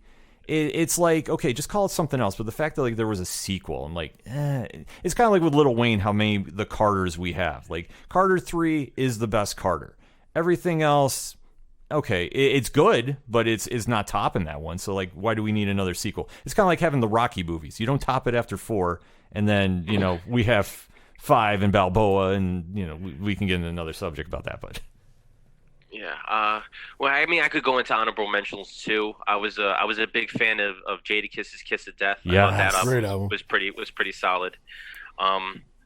Yeah, but as far as I think those were relatively older albums, or I shouldn't say older. I mean, it's not, you don't have a whole lot of 80s stuff on there, or 90s for that matter. Really, it was really my when I was coming of age, is like turn of the century. Yeah, I think it was just Illmatic and Ready to Die were the two that stuck out from like the 90s on there, and then everything else. And then the soonest was, as you said, Carter 3 was on there too. Yeah, because I mean, after that era, it's kind of like hip hop is so shifted into something else. That's what I was. I think I wrote that in the blog that Lil Wayne was just kind of on the cusp of mumble rap. So he was just right there before it kind of took a nosedive. But nowadays rap is just I can't really get into it. Even Eminem, who's one of my favorite rappers, his new stuff, I feel like he's trying to be trendy with how he's doing stuff. And I'm like, I can't listen to any of this. Yeah, the only one I can listen. I'm sorry, the only one I can listen to is J. Cole. Like right now, if it's not him, I can't listen to anybody new. I think Eminem's last big thing that I really enjoyed was Recovery. I'm gonna be honest. I enjoy Kendrick Lamar. So Kendrick is good too. I will say that as far as new rappers, but I don't listen to a lot of new rappers. I also like Big Sean, but that's also because he reminds me of rapper. He would have fit in the late '90s, early 2000s, but that's also because they featured him on pretty much all of Kanye's and Jay-Z's stuff as well. So it kind of is easy to kind of fit in and have great rhymes with those guys and get into that vibe. So those are the guys that I think now. Outside of that, like I'm big into like the '90s and 2000s. As a matter of fact, over here I was listening to the Essential '90s, early 2000s hip hop list that was on YouTube Music because I was too lazy to put anything else on. But there's nothing wrong with it. It's classic. That's hip hop contemporary, and I have no problem saying that. Oh yeah. Yeah, I mean, every once in a while there might be songs that I like now, but but there's no albums. There's nothing like I can look at a collection of 15 tracks and just be like, I like them all when they come out at once. There's sporadic singles that I'm kind of into, but for the most part, it's not the same. No, definitely not. There's definitely a different feel, completely different feel to a lot. Yeah, it's a shame. There's the soul. I mean, I remember those memes that came out for a while that were like, if Tupac was still alive, this person wouldn't exist. And I was just like, they're not wrong. And what's surprising on there is I couldn't find any of his albums that I would put on there that I can listen front to back that I enjoy. But probably my favorite rapper of all time is Big Pun. So I would definitely listen to his number. He's number one. So whenever somebody would ask me, I would say he's number one. But yeah, I couldn't. And there was really no album that, as I said, front to back that I can listen to from his. But some of his tracks and his lyrical stamina is just, I think, better than than anybody's. I think the problem with Pun putting an album from front to back was he was so giving that they would have a lot of guest features on his albums. Yeah. And some of those would take you out. I honestly, that's what, there were some collabs that worked well, and then there were some collabs that didn't. But that was the person he was. He was just too giving to people that he was like, hey, listen, I'm going to bring everybody along with me. But he is amazing. I love Pun. Nobody can touch him on the Twins tongue twister. I can't even try. Like when he goes dead in the middle. Just kills it. Oh. Yeah, all these rappers, they died in like the early 20s, man. If they stuck around, I wonder how many more classics they could put out. Oh, it would be a whole different game right now. No, yeah, countless. Whole different world. It would change everything, even with the early 2000s. I mean, do you really have Jay-Z becoming as big as Jay-Z became if Biggie was still alive? Yeah. Because it's a very similar style, and technically speaking, Biggie was better. So it has like this weird, do these rappers that we now are like, oh, they're legendary hip-hop artists, still be legendary hip-hop artists? I don't know. It's not a question that unfortunately we'll get an answer to either. No, so. it's a fun debate, though. It is. You got anything else, Ken? No, I'm very excited to check the book out. So we can find out more information about you, Frank, at frankthewriter.com, and the Kickstarter link is right on the page. Yeah. Also, social media handle is the same, Frank the Writer. At Frank the Writer for Twitter, Instagram, and Facebook, and I'm constantly bombarding the interwebs with all things Polar Paradox at this time. So if you follow me or try to find me on one of those things, chances are you'll see a link somewhere. Yeah, well, we'll definitely make sure the link is in the description of the podcast. Mm-hmm. Also, I'll make sure we get it out there social media style, and as well, probably on the websites as well. Yeah, we'll be posting a link on the websites for you. And I can tell you, not just because you're on line with us, I will definitely be supporting the Kickstarter, because I enjoyed what I read. So and I can't wait to read more. So when you drop that second book, I'm going to be super excited as well. Oh, I appreciate that, guys. Thank you. Well, with that being said, thank you so much, Frank. Thank you very much. Thanks for giving your time, especially during this important playoff game for you as a Buccaneers fan. This is telling everybody when we're recording this. And no, it's trust me, it's my eyes have not left the TV. Oh, I know. I can see you. There's no shame. That was me last night with Buffalo. So trust me, there was no shame in that. No shame at all. So we do appreciate it that you took this time out. Let's let you get back to the game. And once again, when you were ready to drop anything else, let us know, because I'd definitely love to have you back on, talk some more, even if it's just hip hop. Hell, we'll just talk about that. Hell yeah, I'm down for that. Appreciate it, guys. All right, man. Thanks, Thank you so much. The Kickstarter can be found on OchoDoroParlayHour.com. We have a button right up there, and if you want to talk to Frank, hit up FrankTheWriter.com. We're going to take a quick break. We'll be right back. Welcome to the Wednesday Pull List, your friendly neighborhood geek podcast hosted by two old friends. My name is Lex. And I'm Simon. Come check us out for all your comic book reviews, collectible news, and all your geeky nerd news that you're looking for throughout your week. Dropping new episodes every Wednesday at 10 a.m. Check us out on all our social media at Wednesday Pull. Coming back for the final segment on this edition of the ODPH podcast, and since we weren't here last week, Pad has got so many one-shots. This is Pad's segment, so Pad, take it away. Yeah, so first off, I got a recommendation for everyone if you're looking for something to watch. I just finished an anime series that is on Netflix that I highly recommend. Was absolute balls-to-the-wall insanity. I would call it Game of Thrones meets Greek mythology. That is the series Son of Zeus. I've heard good things about this. Break it down. Oh my God, it's so good. So it's 8 episodes. Episodes are about a half hour, a little over half hour. Nothing absurd. But the plot summary, I'm reading this from IMDb. A commoner living in ancient Greece discovers his true heritage as a son of Zeus and his purpose to save the world from a demonic army. So this series is absolutely bonkers. It features Derek Phillips as the title role of Heron. You might know him from such movies and shows such as he was on Friday Night Lights. He was in the movie 42. He was on Longmire. He was on the USA TV version of Shooter. Okay. He's in it playing the title role of Heron. You also have some dude named Jason O'Mara. You might know the name. Most known for was in The Man in the High Castle. He was the Patriot on Agents of S.H.I.E.L.D. Was in the Siege of Jadotville on Netflix, and was also on The Good Wife for a bit. He plays Zeus in this show. You also have, if you're at all familiar with video games, Matthew Mercer is in the show. He's obviously been in Overwatch, Resident Evil, Fire Emblem, among many other video games. Also, the very talented and very well-known voice actress Jennifer Hale is in the show as well. I cannot recommend this show enough. If you at all like anything about Greek mythology, which I do like a little Greek mythology now and then, I don't go reading it, but if I see a movie or show, I'm like, I'll check it out. But it is absolutely fucking nuts. It is like good seasons of Game of Thrones, not the piece of shit final season. Meets Greek mythology. Like there's a scene, I think like the opening scene of the show is there's these demons in the world, and these like Spartan looking, Greek looking soldiers are chasing them down, and one of the Amazonians, one of the soldiers is riding a horse chasing the thing. So it's up against a tree, swings an axe at it and cleaves off from like the upper part of its jaw up, leaves it on the tree, and the rest of it just falls down. Damn. It is real graphic, so don't watch it with kids or young people in the room. Do it on your own time. Yeah. But I cannot recommend it enough. It is awesome. The story's great. Twists and turns abound. You're going to hate Hera by the end of the series. Small spoiler, but trust me, you're going to hate her. I wanted to, jump through and go, what the hell are you doing?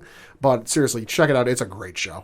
Yeah, I've had a lot of people hit me up about that, and I'm like, I have never even heard about this on the radar. Yeah, no, it came out back in, I want to say it was like the end of October. It's from the same, it was animated by the same folks who did the Castlevania Netflix series, from what I understand. Okay. So if you're familiar with that art style, you like it. But no, I hope it gets a second season, because holy shit, it's insane. The biggest spoiler, I don't want to spoil, but there was one twist in the story I did not see coming. Then I went, oh shit, if they do a second season, this is going to get real interesting. Definitely gotta go check that out. Yeah.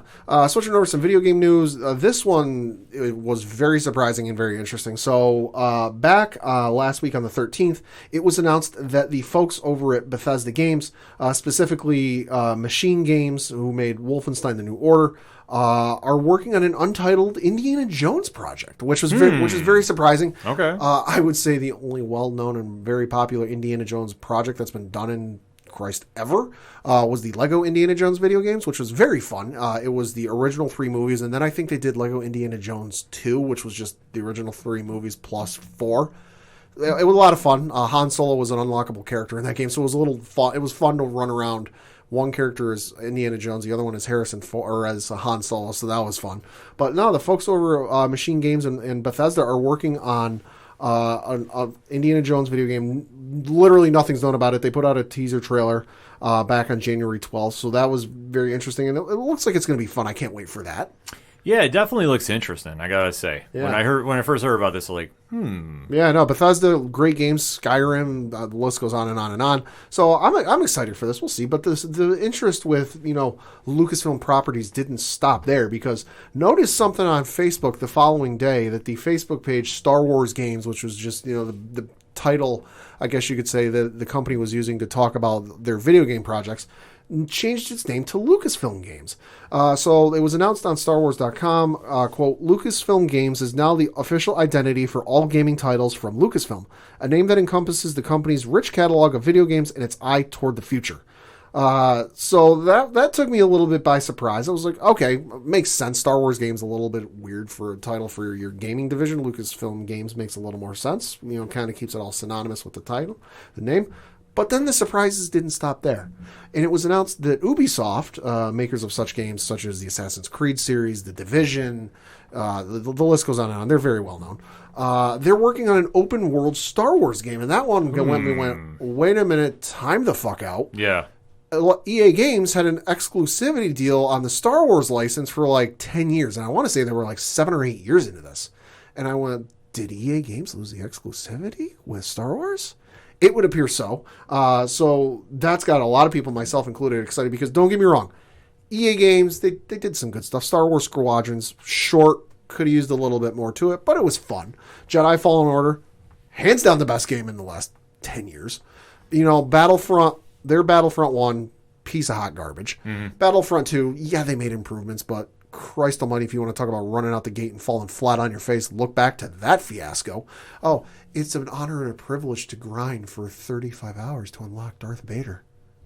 Seriously, go look up YouTube videos. Go look. I can't do justice for the shit show the folks at DICE and EA Games walked themselves into with that whole fiasco when Battlefront 2 I remember dropped. hearing about that. God almighty.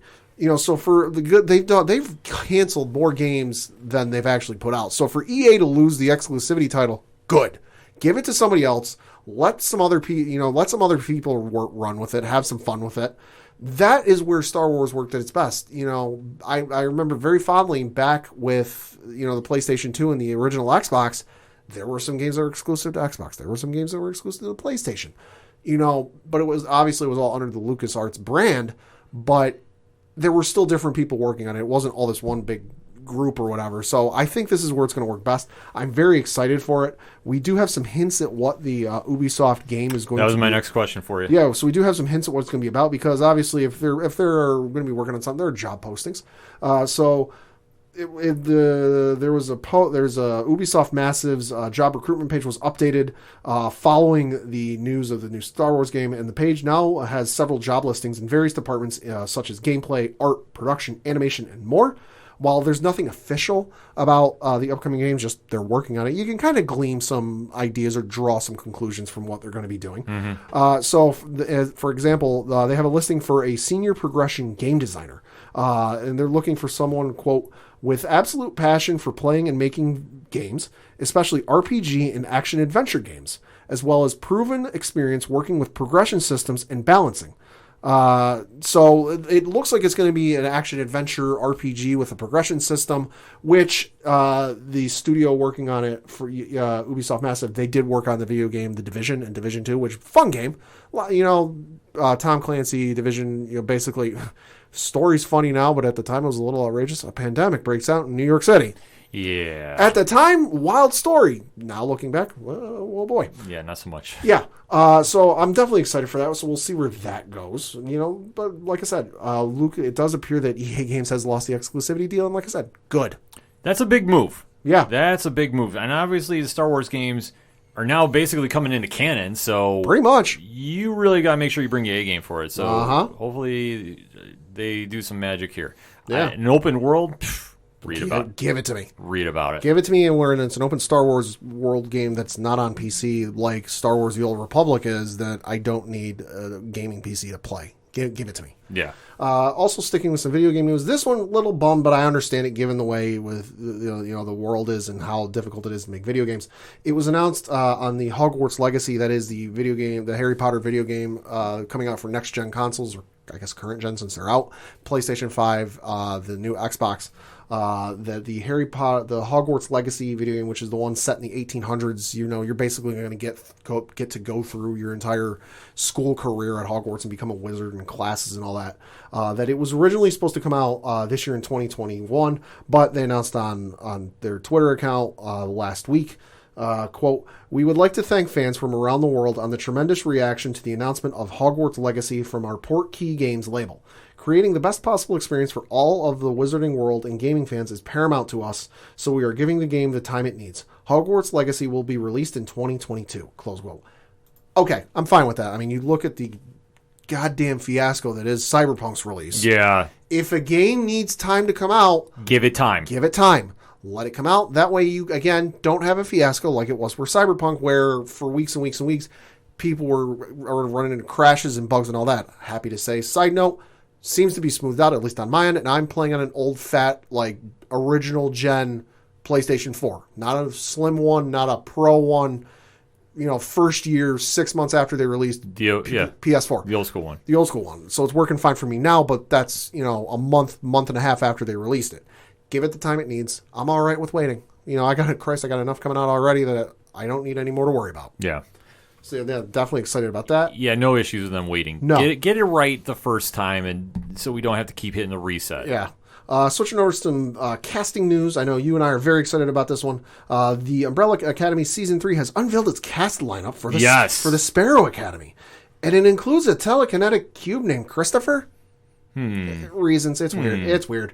So, reading from the IGN article, quote, Netflix announced that Justin Cornwell, Brittany Ulford, Jake Epstein, Genesis Rodriguez, and Kazi David will be appearing as the alternate crew in the next season of The Umbrella Academy, together with Justin H. Min, who is set to return as Ben, but not the one that we know. They will star alongside Christopher, a mysterious cube that serves as a loyal oracle of the Sparrows. Excuse me. So there's an attachment of the photos. It says Cornwell will portray Marcus, a.k.a. Sparrow number 1, who is described as being charming, chiseled, and colossus, and as well as honest, virtuous, and demanding. According to Netflix, he will play an important role in the family dynamic, as he will ultimately help to keep them all together. Grateful but lethal, calculated but compassionate, he is as smart as he is strong, says the streamer. Marcus is disciplined, rational, and in control. He oozes confidence and leadership without ever having to raise his voice. We do know, like I said, Min will return as Ben, Sparrow number 2 in season 3, but it's not, quote, not the sweet Ben we know and love. In his alternate role, Ben is said to be a Machiavellian tactician wrapped up in a pretty boy body with a rumbling inner squid. He is described as being vicious, pragmatic, and hyper-vigilant as he focuses on gaining his status as the leader, whatever the cost. Ulford will play Faye, Sparrow number 3, as a character that sees the world in a special way and comes across as a misanthrope who would rather be alone than spend even a second with you. However, beneath that tough exterior, Faye wishes she had a friend. Rather than socializing with pals, she spends most of the time being the smartest person in the room. Netflix says she is a seditious individual who is willing to work things out and won't stop until the job is done. Epstein's Alfonso is Sparrow number 4, a person whose face and body are scarred with countless visual reminders of his battles from his years of crime fighting. Externally, he may be bruised, but internally, he is armed with a caustic and biting sense of humor.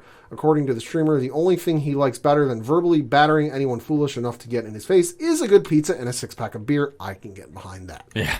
Rodriguez will star as Sloane, Sparrow number 5, a romantic and dreamer who feels a higher cosmic calling, leaving her eager to see the world and experience a life beyond her upbringing. Yet her obligations to the family keep her tethered to the academy, as does her fear of crossing the family line. But Sloane has plans, Netflix reveals, and one day she might just be brave enough to act on them. David's Jame, a.k.a. Sparrow number 6, is described as a loner hidden under a hoodie, though she does have a friend in Alfonso who she enjoys spending time with when she isn't busy giving out her fear-inducing snarls. Apparently, if you catch a glimpse of it, you would want to run across the street to avoid what follows. And then finally, an existential dread-inducing Psychronium cube will join the motley crew as Sparrow number 7. Christopher is a telekinetic cube of unknown origin. He can turn the room freezing cold and induce paralyzing fear. He acts as Sparrow's consultant oracle, who hands out incredible advice and serves as the family mediator. Trustworthy, loyal, and treated by the Sparrows like any other sibling, Christopher is a force to be reckoned with, close quote. Yeah, this definitely looks exciting. Like I said, from the article you're reading from. Like, I definitely am stoked for this. I have not picked up the 3rd volume of Umbrella Academy. That's on my things to do list, because I do like to read it before I watch the show, just so I have an idea. Because I will say this. Yeah. Season 2 of Umbrella Academy, light years better. Phenomenal. Light years better than the Umbrella Academy Dallas. Light years. Yeah. Like, it's night and day difference. So obviously this show has definitely stepped it up on where the cliffhanger ending is. Yeah. Like I say, I don't know that much about Hotel Oblivion, but I'm definitely excited to go pick it up just to read it. Yeah. And then compare, and then when the season drops, man. Season's going to be a bit, because as the article ends, production on the Umbrella Academy Season 3 is set to kick off in Toronto next month. So probably early next year, I would guess. Early, mid next year. Unless they really want to rush some stuff out. Could be. But with Netflix announcing, too, about their movie slate, yeah, they don't got to worry about that. No, absolutely not. Switching over to sticking with some streaming stuff, this one I am super fucking excited for. We got a plot synopsis for Amazon's upcoming Lord of the Rings series. Yeah, you've been having this one circled. Oh my god, I cannot wait. So this was obtained by the OneRing.net, which is probably the longest running Lord of the Rings fan site in existence. And it was confirmed by IGN. It doesn't give a whole lot of details, but it does peel back the curtains a little bit. It reads, quote, Amazon Studios' forthcoming series brings to screens for the very first time the heroic legends of the fabled Second Age of Middle-earth's history. The epic drama is set thousands of years before the events of J.R.R. Tolkien's The Hobbit and The Lord of the Rings, and will take viewers back to an era in which great powers were forged. Kingdoms rose to glory and fell to ruin. Unlikely heroes were tested, hope hung by the finest of threads, and the greatest villain that ever flowed from Tolkien's pen threatened to cover all the world in darkness. Beginning in a time of relative peace, the series follows an ensemble cast of characters, both familiar and new, as they confront the long-feared reemergence of evil to Middle-earth. From the darkest depths of the Misty Mountains to the majestic forests of the elf capital of Lindon, to the breathtaking island kingdom of Numenor, to the furthest reaches of the map, these kingdoms and characters will carve out legacies that live on long after they are gone, close quote. So, yeah, it does confirm what we knew, that the show is going to be taking place in the Second Age, which you see briefly in the opening of Fellowship of the Ring, where they have the big battle and there's that whole sequence. So that does see that. But it does appear that, for those of you who are familiar with anything of Tolkien lore, we're going to be getting some Morgoth, folks, which, if you're not familiar with that name, he was Sauron's master in the Tolkien lore. So you want to talk, like, Sauron wasn't bad enough. Morgoth was worse. Let's go. I'm super excited for this. I cannot fucking wait. So sticking with some more streaming news, I know you were kind of curious about this one. What was going to happen to Quibi's library? You know, they had a lot of stuff. I'm more curious about Slugfest. That was the one I was really like, okay, what's going on here? Yeah, so according to the Hollywood Reporter, Roku has bought the exclusive global distribution rights to more than 75 short-form shows in an effort to expand the company's free-to-stream, ad-supported offering on the Roku channel. The financial terms of the deal were not disclosed. However, a source familiar with the agreement was said to have valued the content library at significantly less than $100 million. The Roku blog notes that the, quote, quick bites and big stories made famous on Quibi will be available to stream on the Roku channel later this year, giving audiences access to hundreds of hours of new content, which will be free to watch on the platform. The catalog includes everything from Sophie Turner's Thriller Survive to Chrissy Teigen's courtroom comedy Chrissy's Court. In addition to the content that released on Quibi last year, Roku has acquired the rights to more than a dozen shows that never aired on the now-defunct platform, which will be available to viewers in the US, Canada, and the UK for the first time. Those programs, per Variety, include Spielberg's After Dark, a horror series created by Steven Spielberg, and ISO Slugfest, a docuseries from the Russo brothers. Quote, "We are thrilled that these stories from the surreal to the sublime have found a new home on the Roku channel," Quibi co-founder Jeffrey Katzenberg said in a statement. So, yeah, it looks like most, if not all, of Quibi shows are going to be debuting on the Roku channel, which, if you're not familiar, it's this channel, so you can install, quote-unquote, channels or download or put services on your device, like Netflix, Amazon Prime, YouTube, what have you, that you can go to these shows. Well, there's a free one that comes in there where it's got a whole bunch of, you know, it's like Netflix rotating stuff in and out of there. I know Alf was on there at one point. You know, they got a rotating movies and TV shows you're familiar with from years past on there. But it's all, most I think are for free, you know, like no ads with it, but there are occasional some with ads on it. But it looks like they're going to be adding all of the Quibi stuff. I'm more excited just about Slugfest. Yeah. So if you don't know what I'm referring to, the Russo brothers were executive producing a Marvelverse DC show that is called Slugfest. Right. And with Quibi's setup, which was, 10-minute programming? Yeah. It's kind of going to be just bullet points. Either way, the first episode they showed at New York Comic Con last year looked fantastic. Yeah. So now, the fact that I get to watch it, because I was wondering what happened to that one. Right. Sign me up. And then I'll probably gander at the other shows. I mean, the only thing about Quibi, in my opinion, it was an interesting concept. Yeah. But you're also trying to really test the patience and attention span of viewers. And I'm sorry, we have grown up with half-hour shows, 10-minute blips. I don't think was going to connect, no matter what, no matter how fast. I mean, everybody's in part of the TikTok generation now, but still, if you're going to watch a show, you want to watch a show. Yeah, forget TikTok. Long live Vine. That's a throwback. Oh, my God. That's a throwback. Digging the crates there, Pat. Yep. Switching over to some movie news. Speaking at CES 2021, PlayStation boss Jim Ryan said that basically the upcoming Uncharted film, of course, starring Mark Wahlberg and Tom Holland, and the Last of Us series, which is coming to HBO, are just the beginning of non-gaming PlayStation products, which fucking sign me up for this. Okay. This is from the IGN article, quote, Ryan touched on Sony's plans to increase integration between all of its entertainment properties. He indicated that there could be more PlayStation adaptations on the horizon, as he referred to the upcoming Uncharted movie and HBO's The Last of Us show as just the beginning of the expansion of our storytelling into new media and even wider audiences.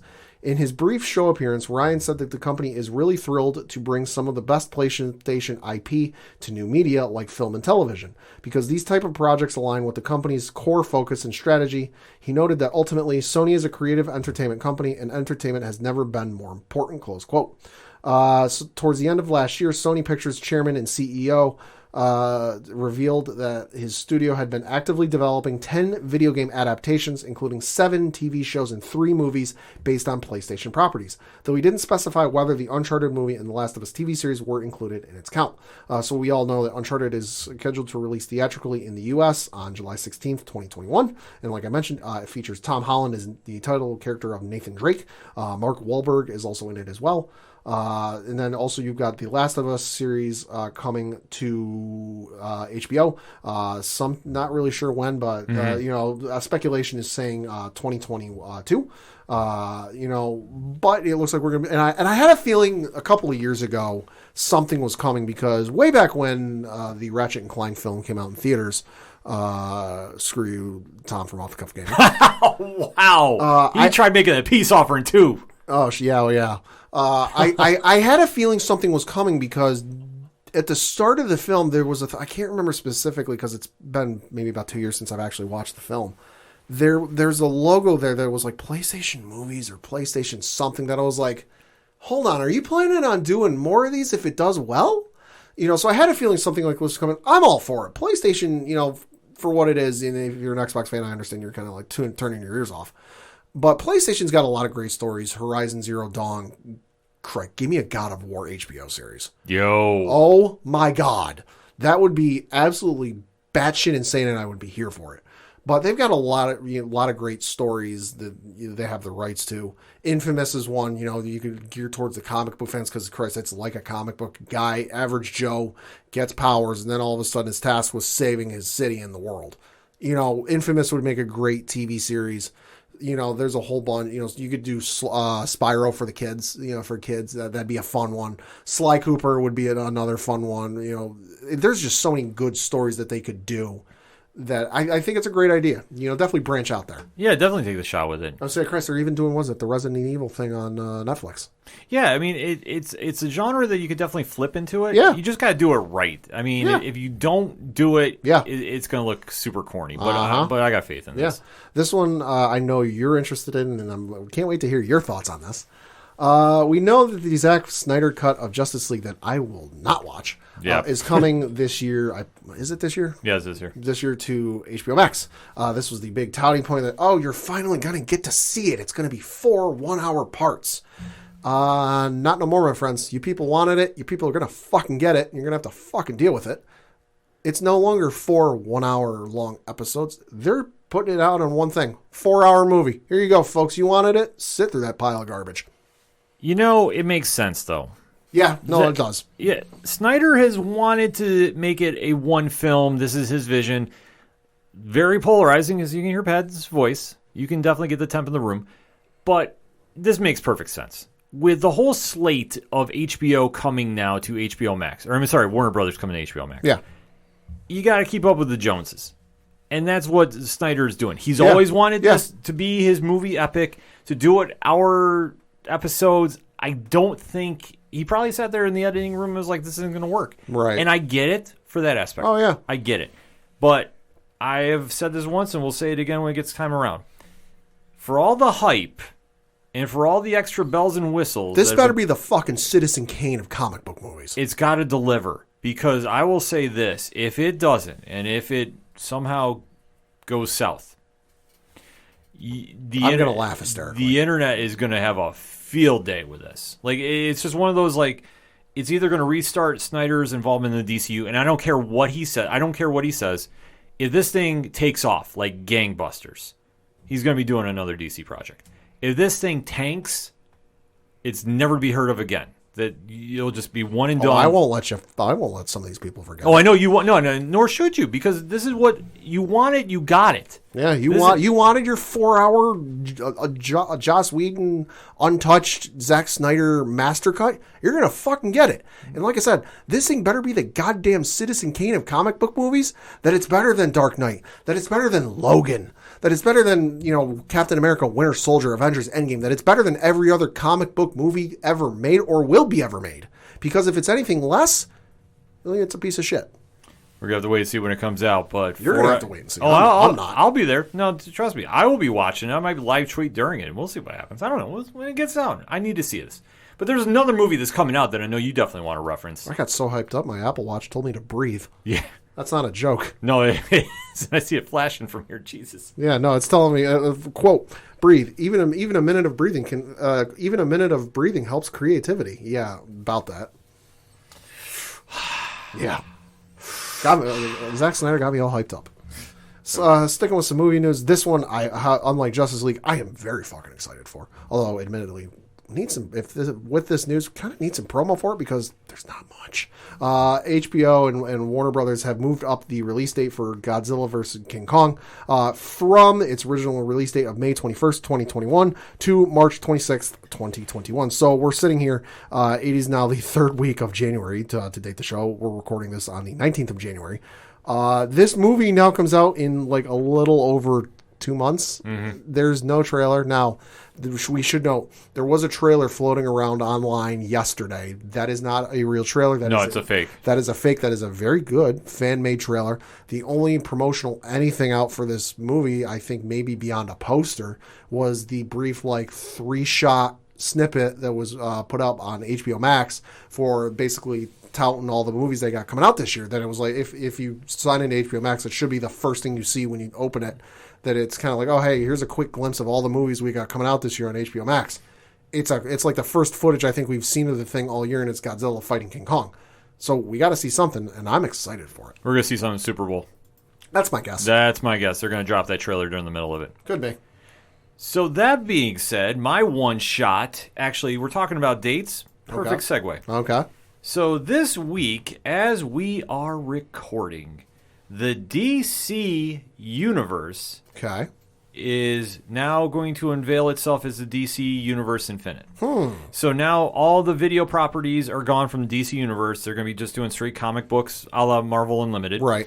And they're definitely coming out with a bang because they've now said that they are going to shorten the length of time between new releases. So instead of a year wait, it's going to be 6 months. Smart move. And they're going to be adding in every property they have. So we're talking Black Label, we're talking Vertigo, we're talking Wildstorm, and we are also talking Milestone coming. Now, they did not give a date for when Milestone was dropping. Sure. Milestone was. But if you want to get Static, Icon, Hardware, those books, which are now gaining a lot of steam, and rightfully so because they're fantastic, they're now going to be hitting the service. So there's going to be rolling out some more stuff coming as well. So this is going to be something if you're interested in picking up DC. Right. And I definitely recommend getting the service if you want to get something to complement your comic book shop because there's nothing that beats going to the comic store. I will say this till my dying breath. I have this service. I still go to the comic shop. So they're still going to keep the price point, $7.99 per month or $74.99 for a 12-year run. So you can also watch on your phone, and I mean everything is going on with it as well. So this does have the bells and whistles. So if you're a DC comic fan and you want the library at your fingertips, this is where to go. And I recommend checking it out. But I also recommend going to the comic shop because when you go in there, you'll see a reaction to the news I'm going to drop, Pad, because I want to close with this because I heard about this pairing and I went, take my money now. Okay. It's not Scott Snyder and Greg Capullo coming to Marvel. It's not them doing another Batman book, even though, I would probably lose my shit if they did. Right. The one and only Tom Taylor has been tagged with Andy Kubert on a new Batman Dark Knight miniseries. Ooh, all right. Now, Tom Taylor, if you listen to Cheers to Comics and you heard the episode, the Cheersies this past couple weeks ago, shout out to our guy Brian Wayne. Yeah.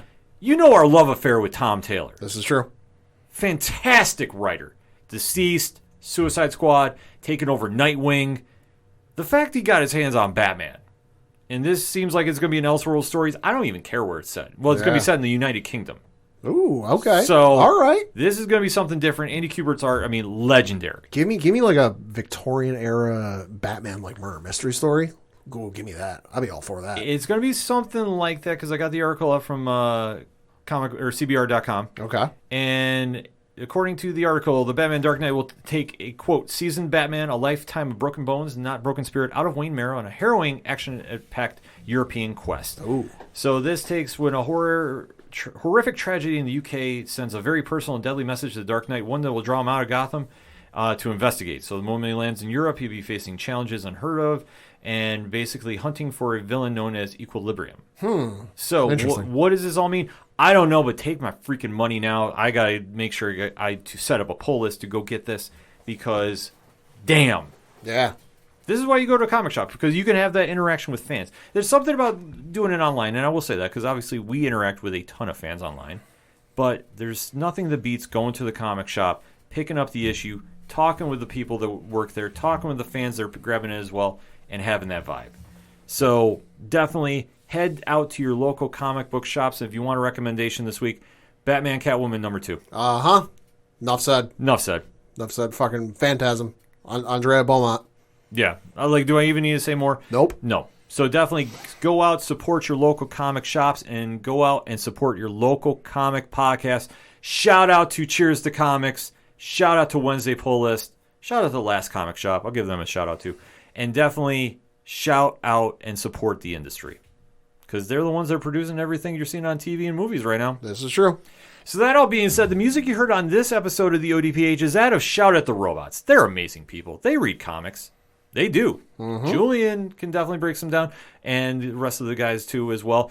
So where do you find out about everything going on with Shout at the Robots? OchoDuroParlayHour.com. Right on. You head on over to the music section. You click on it. You find out everything going on with Shout. You definitely sign up for their Patreon because it's fantastic. You check out Second Suitor, Tom Jolu, Yard Party, Brian Wolf, who's also doing some Patreon as well too on Wednesday night. So definitely want to give him a plug for that. You also head over while you're there to the directory, which has friends of the show, organizational links supporting Black Lives Matter, all the amazing pod groups we're in. And Pat, what is my rule? The one with the gold makes the rules. You and Aladdin, man. Hey, listen, it was the first movie I ever saw. I love that movie. No. But my rule is, if you claim that you're in a pod group and you don't have a Podchaser page for said group, you're not in a group. We have a group page for Pod Nation, the Legion Independent Podcast, Alternate Reality Radio, who's pod lifting as well, so you definitely want to jump in on that if you're podcast listening, as well as the aPODalypse, and shout out to Comic Book Keepers. They're a pod raid of the week. And, of course, hashtag 607 Podcasts and 8122 Productions. Shout out to our guys over there, Rich, Ron, Mike C, and hashtag Big Natty Cool, still on Twitter, and is waiting for Coach Duffy Saturday night. Uh-oh. You want to find out why? Simple. You go on the front page, you check out the TeePublic store, after you check out twitch.tv/607podcast. All those links and so much more at OchoDuroParlayHour.com. That's all I got for this week. So for the one and only Padawan Thank you. I'm your host, Ken M. Thank you, as always, for listening to the ODPH podcast, better known as the Ocho Duro Parlay Hour. See you next time.